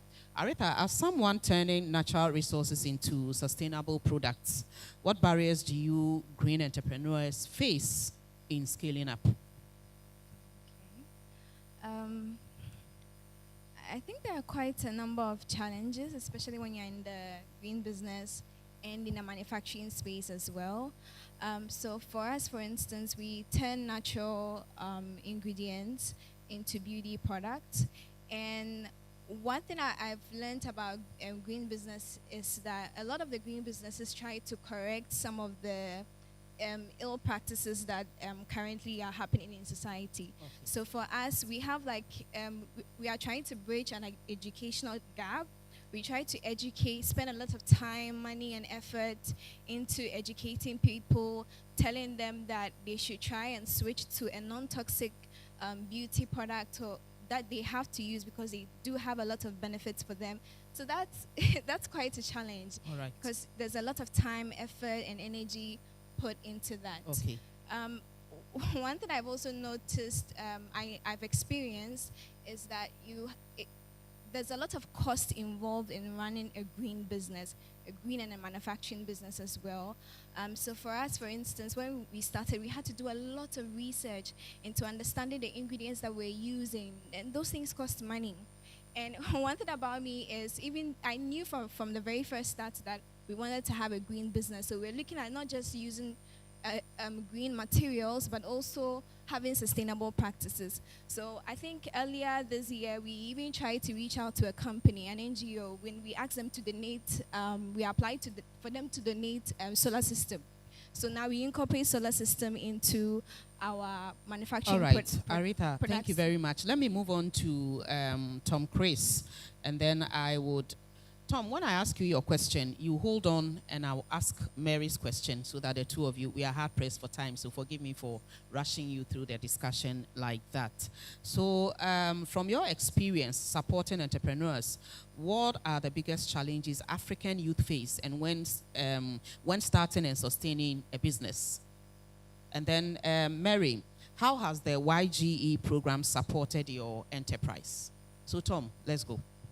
So for me, from my experience, I've been in the industry for 12 years now, running my company. I started Stars from All Nations as a student at Radford University. I read a report that 66, now this is 2013, so it's old data. At the time, 66,000 young people graduate in Ghana every year, but only 3% find formal employment after national service. Now it's 10%. It made an impact on me, so I started the company. But what I realized quickly was that youth entrepreneurship is always a fancy word in settings like this. But when you go on the field, the reality is that youth entrepreneurs don't get the support they need. I think Ms. Fossey mentioned that capital gap. There is over $300 million SME financing gap. It might be more now, according to IFC. So 1 is capital, 2 is the training, 3 is the networking. Obviously, these kinds of forums and the support systems that programs like this provide is bridging that gap, but it's not enough. So I think one of the biggest challenges that young entrepreneurs are facing is that the disconnect between aspirational aspects of start a business to solve problem in the community, and then the support services, money, connection, knowledge, access to markets. Okay. These are the challenges that we see. All right, thank you very much, Tom. Chris. Mary. Okay, so as he said, money, connection, and all are these some of the benefits I got from YGE. Oh, why do I say money, connections, and yes? I'm interested in the money part. Okay, so YGE did not give me money directly. However, they gave me an opportunity to attend event, Landfills to Landmark. And at that event, I got a sponsor that I'm hosting a green fashion show 20th September. And That's it was nice. Proudly sponsored Let's clap. by Let's them. clap for why. Oh, okay. I think I'm very much impressed. YGE. Let's clap for them. I wouldn't have got this opportunity if I had not been to that event. And these people that are sponsoring this event are Testa Recycle International. They are an international organization. And as a small business like I am, I wouldn't have been chosen if I were to go through a process. But Thank you very much. Shared my experience. And then also the connection. I'm also friend to the Swiss ambassador. Like a young girl, a watchman's daughter, friend to the Swiss ambassador. I feel very proud of myself to All be right. a friend to Our time the is Swiss up, so ambassador. forgive me. Before we get up from here, I want you to give us your closing remarks, 30 seconds each. So, Andrews, let me start with you. This time matter there. Maybe I'll leave us with 4 things. I think the key requirements for starting any business, especially a green business, you need a strong purpose. You must focus heavily on research. So know your business inside out, understand the market. So important. So number 1, strong purpose. 30 seconds. Number 2, research. Number 3, have an innovative business model. Number 4, understand and be able to adapt to the market. Thank you. Thank you so much. Aretha, 30 seconds. Closing I'm going remarks. to keep it very brief. You have to learn to network. Every opportunity that has come my way is because I've put myself out there, whether it's social media, whether it's talking to people in person. I don't shy away from networking. I network like crazy. My business partner is here, she will tell you. All so right. network like crazy. Thank you. Tom Chris, 30 seconds. Don't do it. If you want to start a business as a young person, don't do it. I would say understand what entrepreneurship is. For me, I think the definition is wrong. Entrepreneurship doesn't mean starting a business. Entrepreneurship means a mindset of taking ownership of your future, your direction, your reality, and making it work. Whether you are the gates man, the sweeping man on the one sweeping the floor, or the one arranging the seat. You do it knowing that your identity is connected to it and your result is in your hands. Thank you. That's entrepreneurship. Thank you very much. Mary, 30 seconds. Mine is educate yourself and don't quit. Educate yourself and don't quit. Ladies and gentlemen, a very big round of applause for Andrews Akuto-Addo, Managing Director, Shared Value Ghana. Aretha Forson is the CEO, Aretha Organics YGE Cohort 2. Tom Chris, Eme Wulu, founder and president of Stars from All Nations, SFAN. And Mary Lancelot, founder, MLC Fashion Cohort Y2GE. My name is Victoria. Let me hand over to Maxwell now. Hello, Maxwell is back. Hello. I believe you've learned a lot. Oh yeah, please let's take a maybe so we can line up here and yeah maybe up. Ms. Forson, please can you come up then we take so that we take. Thank you Daniel but you still buy your product. Yeah. So we'll take a quick picture and then we would like to once again thank you for participating in our session, and let's keep the conversation going on. Thank you so much.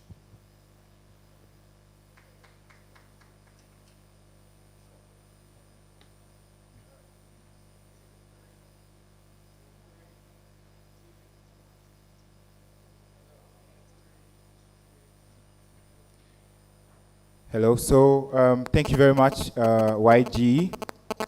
So we have other sessions coming up. Advancing Green Entrepreneurship and Skills for Africa's Youth, Driven Just Transition by UNIA.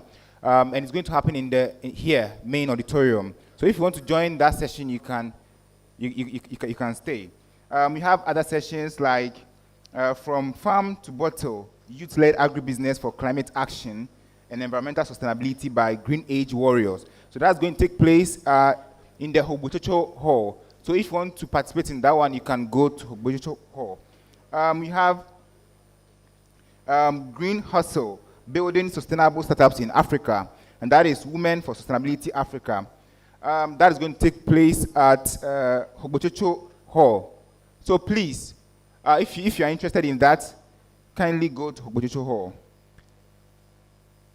We have Harnessing African Ocean Biodiversity and Ocean Climate Innovations for a Sustainable Blue Economy by UNESCO. So if you're interested in that, that is in Kundum Hall. So Kundum Hall, please kindly locate Kundum Hall. Ask any of the ushers and they will direct you. Thank you. I repeat, Harnessing African Ocean Biodiversity and Ocean Climate Innovations for a Sustainable Blue Economy by UNESCO at Kundum Hall. Ask any of the ushers and they will direct you. From Farm to Bottle, Youth-Led Agribusiness for Climate Action and Environmental Sustainability by Green Age Warriors. That is in Damba 3 Hall. Ask any of the ushers and they will direct you.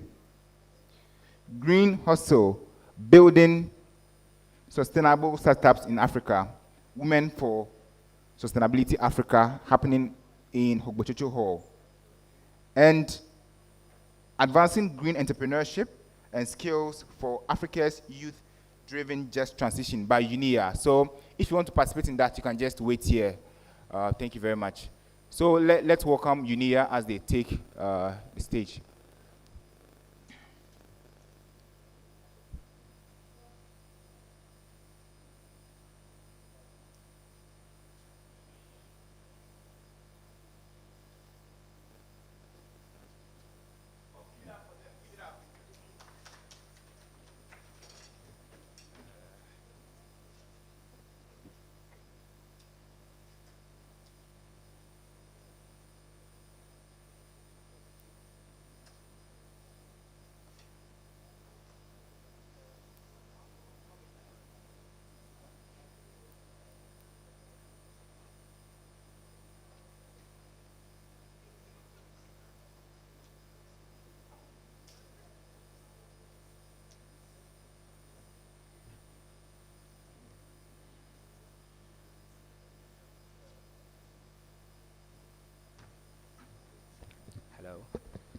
Okay, good afternoon, everyone. and welcome to this exciting panel session titled Advancing Green Entrepreneurship and Skills for Africa's Youth-Driven Just Transition. Advancing Green Entrepreneurship and Skills for Africa's Youth-Driven Just Transition. My name is Elisha Mensah. I'm one of the programs lead for LCOI 2025. I'm also a lead consultant with Jen Green. Now, the side event will explore how Africa's youth can lead the green transition through entrepreneurship, skills development, and inclusive innovation. While we wait, let's wait for our panel to line up so that we can kickstart.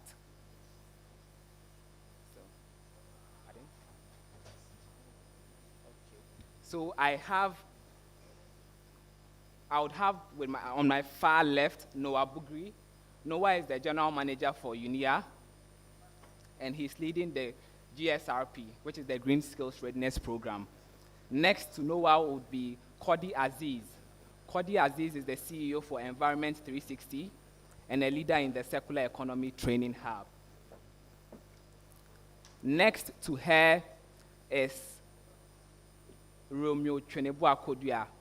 He is the head of Communications and Knowledge Management Unit for RCs. RCs is the Regional Center for Energy and Environmental Sustainability. Next to her is Monica Tampuri. She's the Executive Director for Bayani. Next to Monica is Ignatius Aute. He's a lead strategist at Hillbiz Consulting. And lastly, I have Aishatu Abdul Razak. She's the CEO for Kanya Tech Limited. I think one last person, Sandra Wabaza. I think you can have a seat here. Sandra is the CEO for Urban Stitches. Let's give it up for them. Let's give it up for them. Can we give them a round of applause?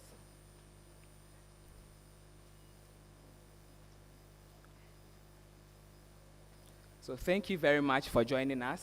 We would begin with a brief lineup of introduction for our panel. I would give them 2 minutes to tell us more about what they do in this space and how they are impacting lives. I would start with, yes, MC, can we please get a microphone? That's fine.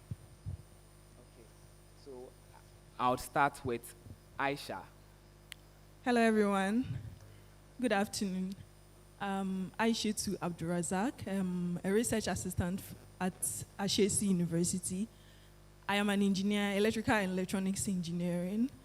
I have work in renewable energy sector and in healthcare. So I am involved in clean cooking innovation and also healthcare phototherapy unit for neonatal jaundice using biodegradable materials. Nice to meet you. All right, thank you very much. So my name is Noah Bugri. I'm the country director or general manager for United Youth Initiative for Africa. It is an NGO, youth-led NGO based in Ghana. We've been in existence for the past 9 years, working in the climate space. We are also leading the Green Skills Readiness Program that has been launched in Ghana. We also are the current host for the local conference of youth, which is the conference under the youth wing of the UNFCCC, that's Yongo. And this is happening actually on the 19th, that's next week. I'm the convener for that as well. Yeah, thank you. I'm Cordy Aziz, the founder and executive director of Environment 360. We focus on supporting rural and urban communities in adapting low-cost and no-cost technology that allow them to advance into the circular economy. I am Romeo Tweneboa-Kodua. I work with the Regional Center for Energy and Environmental Sustainability.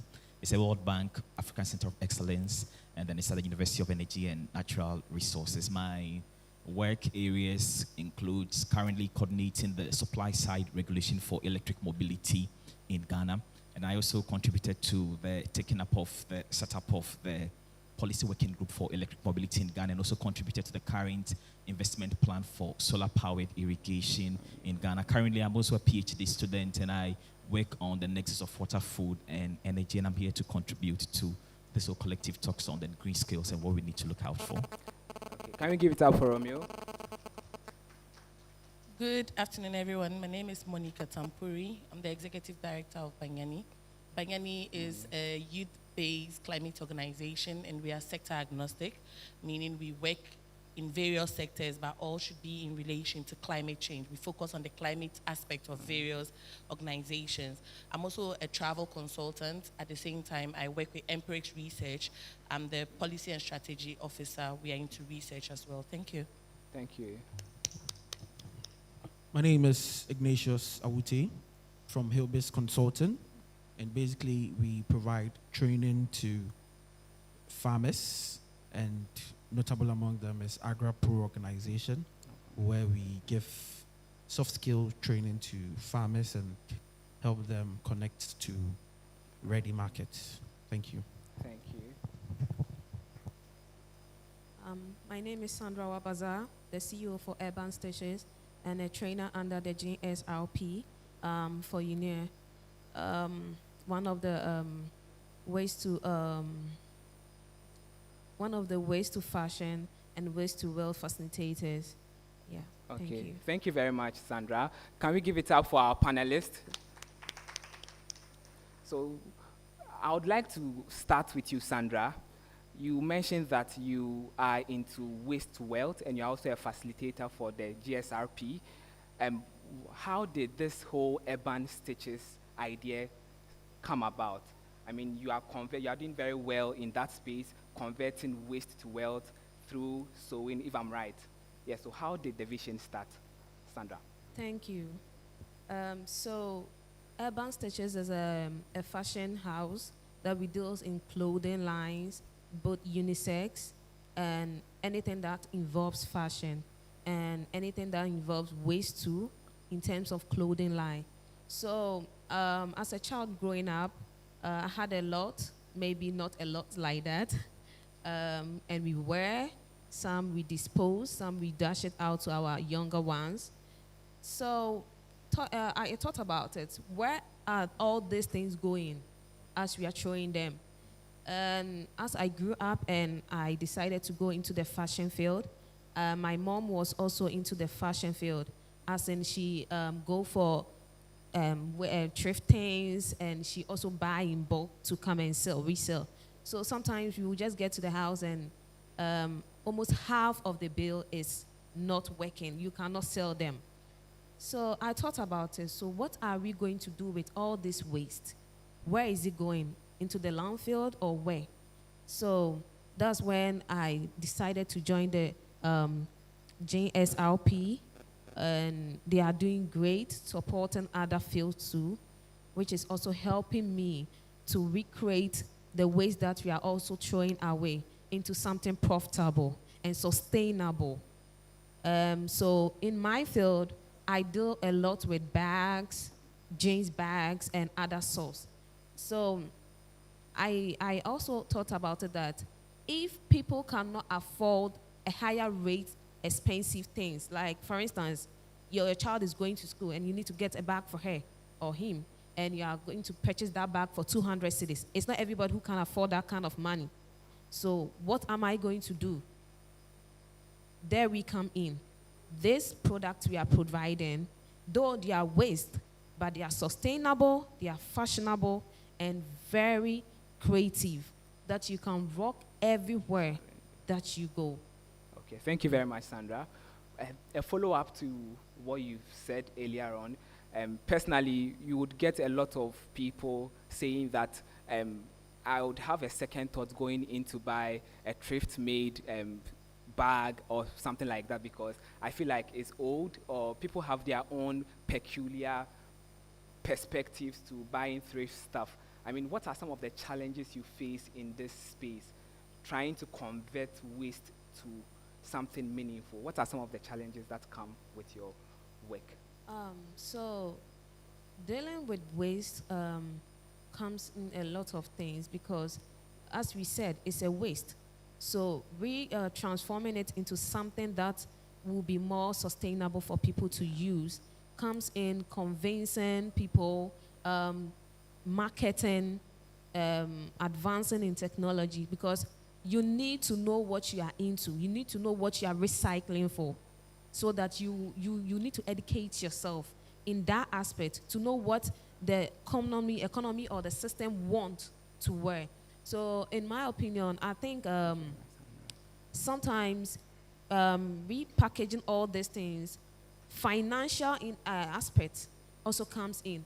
It takes a lot of financial time and a lot of money to invest into these things, because some are so bad to the extent that you can't even use. Okay. Yes. And the ones that are a little okay, sometimes you need to invest more by buying more product to re-transform it into something very fashionable. Because if it's not fashionable, people will not buy it. Sure. Because there are a lot of waste products out there that people are not interested in patronizing it because they are not meeting up to the standard they want.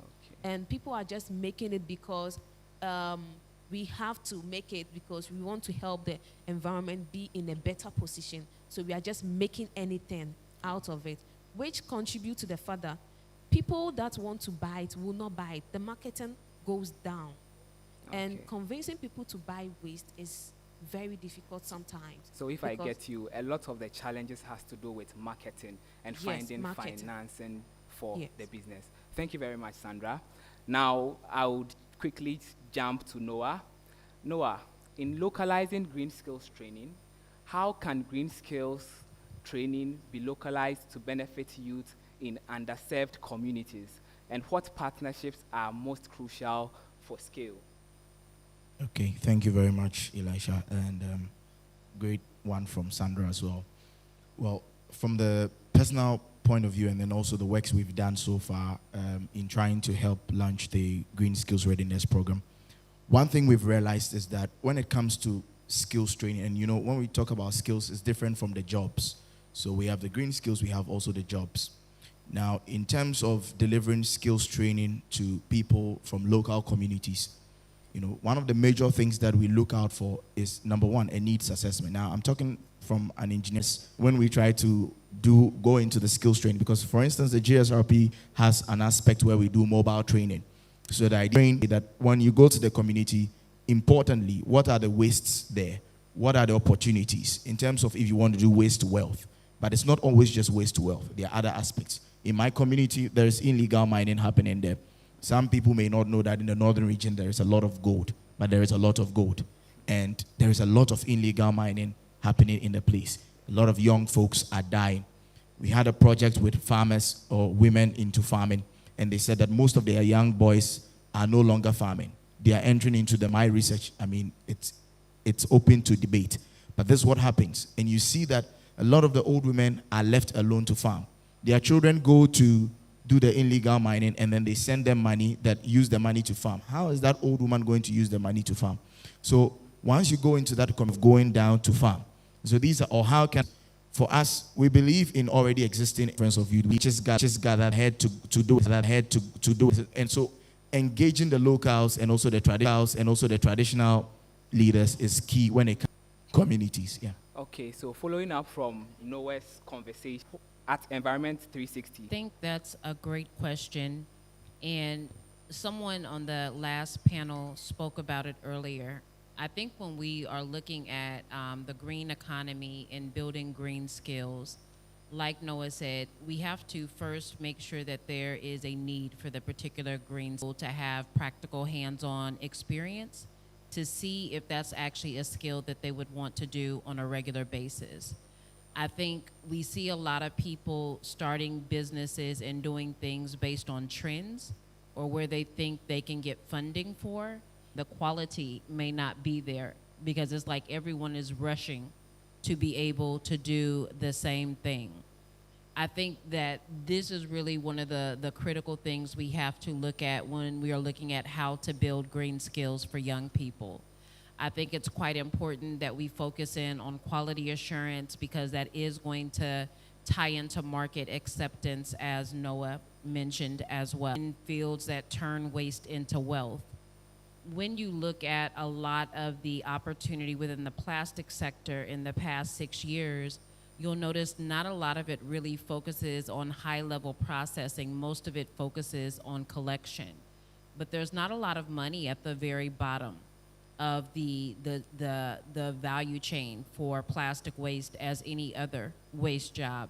So I think there needs to be very clear pathways for people to be able to accelerate or move up, and this will even attract more young people into the field. So I think that these are the most critical things when looking at how to get more time to master them so that they are meeting market demand and they are producing high quality things that can actually be sold not only into the local market, but international markets as well. Okay, thank you very much. Following up with your conversation, you made mention of strategic ways where the youth as well as career experience, what role? Okay, thank you. So recently I've been on the road to come out and tell us that 1 million digital jobs far. So it's there, but somebody then to waste. But environment did not look lucrative. It would look in quote demeaning. But if you are willing to grow it further, it becomes something bigger. That's how based teachers, what we call problem-based learning, and then competence-based learning. These are the new reforms that we are seeing. And then also one major reason why people are not really patronizing green skills a lot of the day, let's say if teaching aspect of the work, the average individual looking at the Accra we are living in here, where you are getting a rent on average 1,000 Ghana plus, and ask yourself, if you are being paid a day, and you ask yourself, if an employer tells you that I'm going to pay you 20 cents a challenge, so we need to know how we can fix all of compensate three things I think I Thank you very much, Romeo. Now let's go to the fact that we have well, I would say, especially in the rural communities, it's all what we are women. Go back, start with the villages.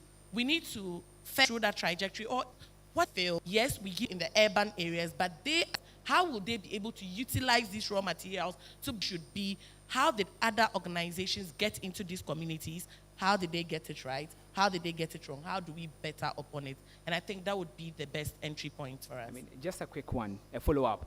Now, how do we ensure that rural youth and women, as well as people with disabilities, are not left behind in the green transition?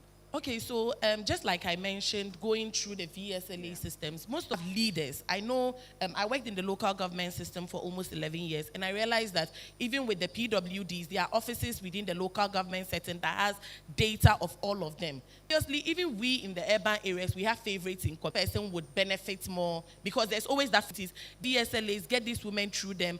That would, at the end of the day, benefit the entire community. Thank you very much, Monica. Much if growing if you commit the farm, so it's sort of discouraged. Yes, and I believe that the youth, probably there are people who the likes, but because of that enough resources, or the farmers, which isn't the right thing. Startups, improve space.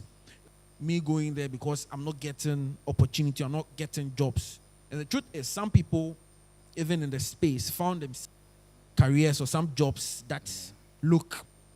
We institution enterprises, especially in that with full eco. GIZ is also doing the agric and the green space. Mentorship is make mistakes that may even certain, because there are numerous opportunities. But if you don't know the opportunities, or if you don't have someone to hold your hand or guide you, you'll be. So Aisha, this space. My question is, how? All right. Thank you very much. Even though I'm not in the waste sector, I think waste is not just about what's it called, fabrics. Plastics are also parts, right? Yeah. Yes. It's finite level that one can't really cause a lot of pollution to the environment. So as an engineer, and I'll be tackling this from, let's say, an engineering perspective, I once chanced across an innovation that converts plastics into fabrics, and that is used to design shirts, in the in the fashion years. Most people that are trying to recycle the way, because somewhere we have. So it's like, instead of us not to purchase all these materials or all these devices at a very higher cost, and also assisting the other people at the downstream that are, sorting, processing, and doing other things, we can also come up with innovations that will ease all these, processes to make sure that the circular, economy. Very much. I think that and services. It goes to Omar. And let's end with Aisha. Yeah. Okay, thank you. So, how do we grow the demand for green products and services? Green products and services. All right, thank you very much. 30 seconds. So, yes, please, 30 seconds. So, first of all, I think we talk about one of the things I want to say when it comes to anyone into green businesses or anyone venturing into it. So, we try to say that the sustainable. Now, when you take that away, one of the things you want to say is that you may not really be a good marketer. The same person producing the product may not be a good marketer. And so how startup where we are marketing for the younger, the green skills or the green jobs or products that have been created in the system. So you may be weak when it comes to marketing. So how do we do marketing effectively so that people are interested in it? The other thing I want to say is that it may be that there is no demand for the products that you are creating at the moment, but it doesn't mean that there will be no demand. And it doesn't mean that there can't be a demand. All of that is created also by the type of investment and connection we build. So sometimes people push or decide that push this narrative for me. So by the time you realize there's a narrative that is being pushed across the space, and people are talking suddenly about, let's say, to see how, I would just conclude by saying, let's say we have a set of people who are into fashion and they want to use waste for fashion. Can we come together and say, how do we put together money? How do sustainable or waste to fashion type of materials and products? How do we push that narrative? So you don't go alone as an individual person, because it's difficult to break through when it comes to breaking the markets. So how do we come together and push that narrative? Thank you very much, Noah. One fun fact about Noah is he's an ordained pastor, so he happened to have preached about the whole topic. Now, our time is up. But so I just want to say, I think it is about creating affordable. Is too high. At Environment 360, from 100% recycled plastic. So if you're doing something with BD. What I will end with is that let's fix our data. We are in a data-driven world. Data is like the oil of this age now. Let's get the numbers right. Green skills has come to stay, and we need to know where we need them and how to get that fixed. And then also, the next thing I want fix is that let's fix our mentality. And then by referring to the fixing of our mentality, when you go to certain parts in Ghana to cite the very problem, the first NGO came there and claimed to be solving, the problem is not solved. Another NGO will come, and if those who would stay there will see that. You will see a lineup of NGOs there doing the same thing. So basically, you've engaged with the same team of stakeholder over and over again on the same issue, because some way, somehow, some NGOs are there, and the sector must fix that mentality, and then also to add up that the greater gain on that. Thank you very much, Romeo. I think my co-panelists have said it all, but I would just add that it's a mindset. Once you decide that I want to solve this problem in a clean, sustainable way, you are the right path to solving that problem, and you are the right path to building your own startup, your own green business, however you want it, with the support of mentors, how you are going to put together the solution for you. So I just think whatever they said is on the right path, and I think once that's fixed, everything else would fall in place. Thank you very much. I would say that aside of mindset, there's the need for collaboration, and the role of ecosystems in the space is very important, because just 3 days ago I was in the East, and because of that, they are losing interest in farming. Some are going into other professions or other trades. Now, ecosystems will come in to play a very vital role by connecting some of these individuals to the relevant people who demand the services or the products from creating awareness, they are fed up. NGO cannot do it all. It needs all hands together to achieve this. Thank you very much. Thank you. So, you can go. All right, so I'll just add up to the point that Romeo made about, a startup, everybody wants to be a CEO, but the truth is, we don't all have the skills, right? And one of the sessions, a lady was asking, how do I learn all these skills by the time to collaborate with the people that have the skills? There's a guy that was an he have to that are doing well in where you are not doing well so that you move forward in that field. Thank you. Thank you very much. Can we give it up for our panel? So I'll give Noah a minute since he's the convener for ELCOI 20. A conference under the US, and Ghana is hosting it. This is going to be the fifth. So friend speakers also who are coming through, and it's going to be a nice time. So we want all of you to be there. We are also doing a full rollout of the Green Skills Open for collaboration. We work with a lot of different organizations in the skills training industry. Also, we have different functional groups. Partnerships as well, and thank you for having us. So, questions?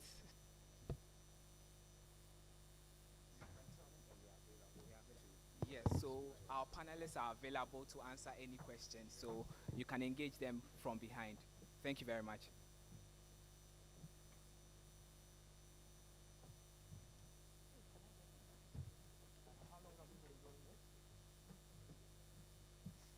All right, thank you very much, Unia, for that insightful panel discussion.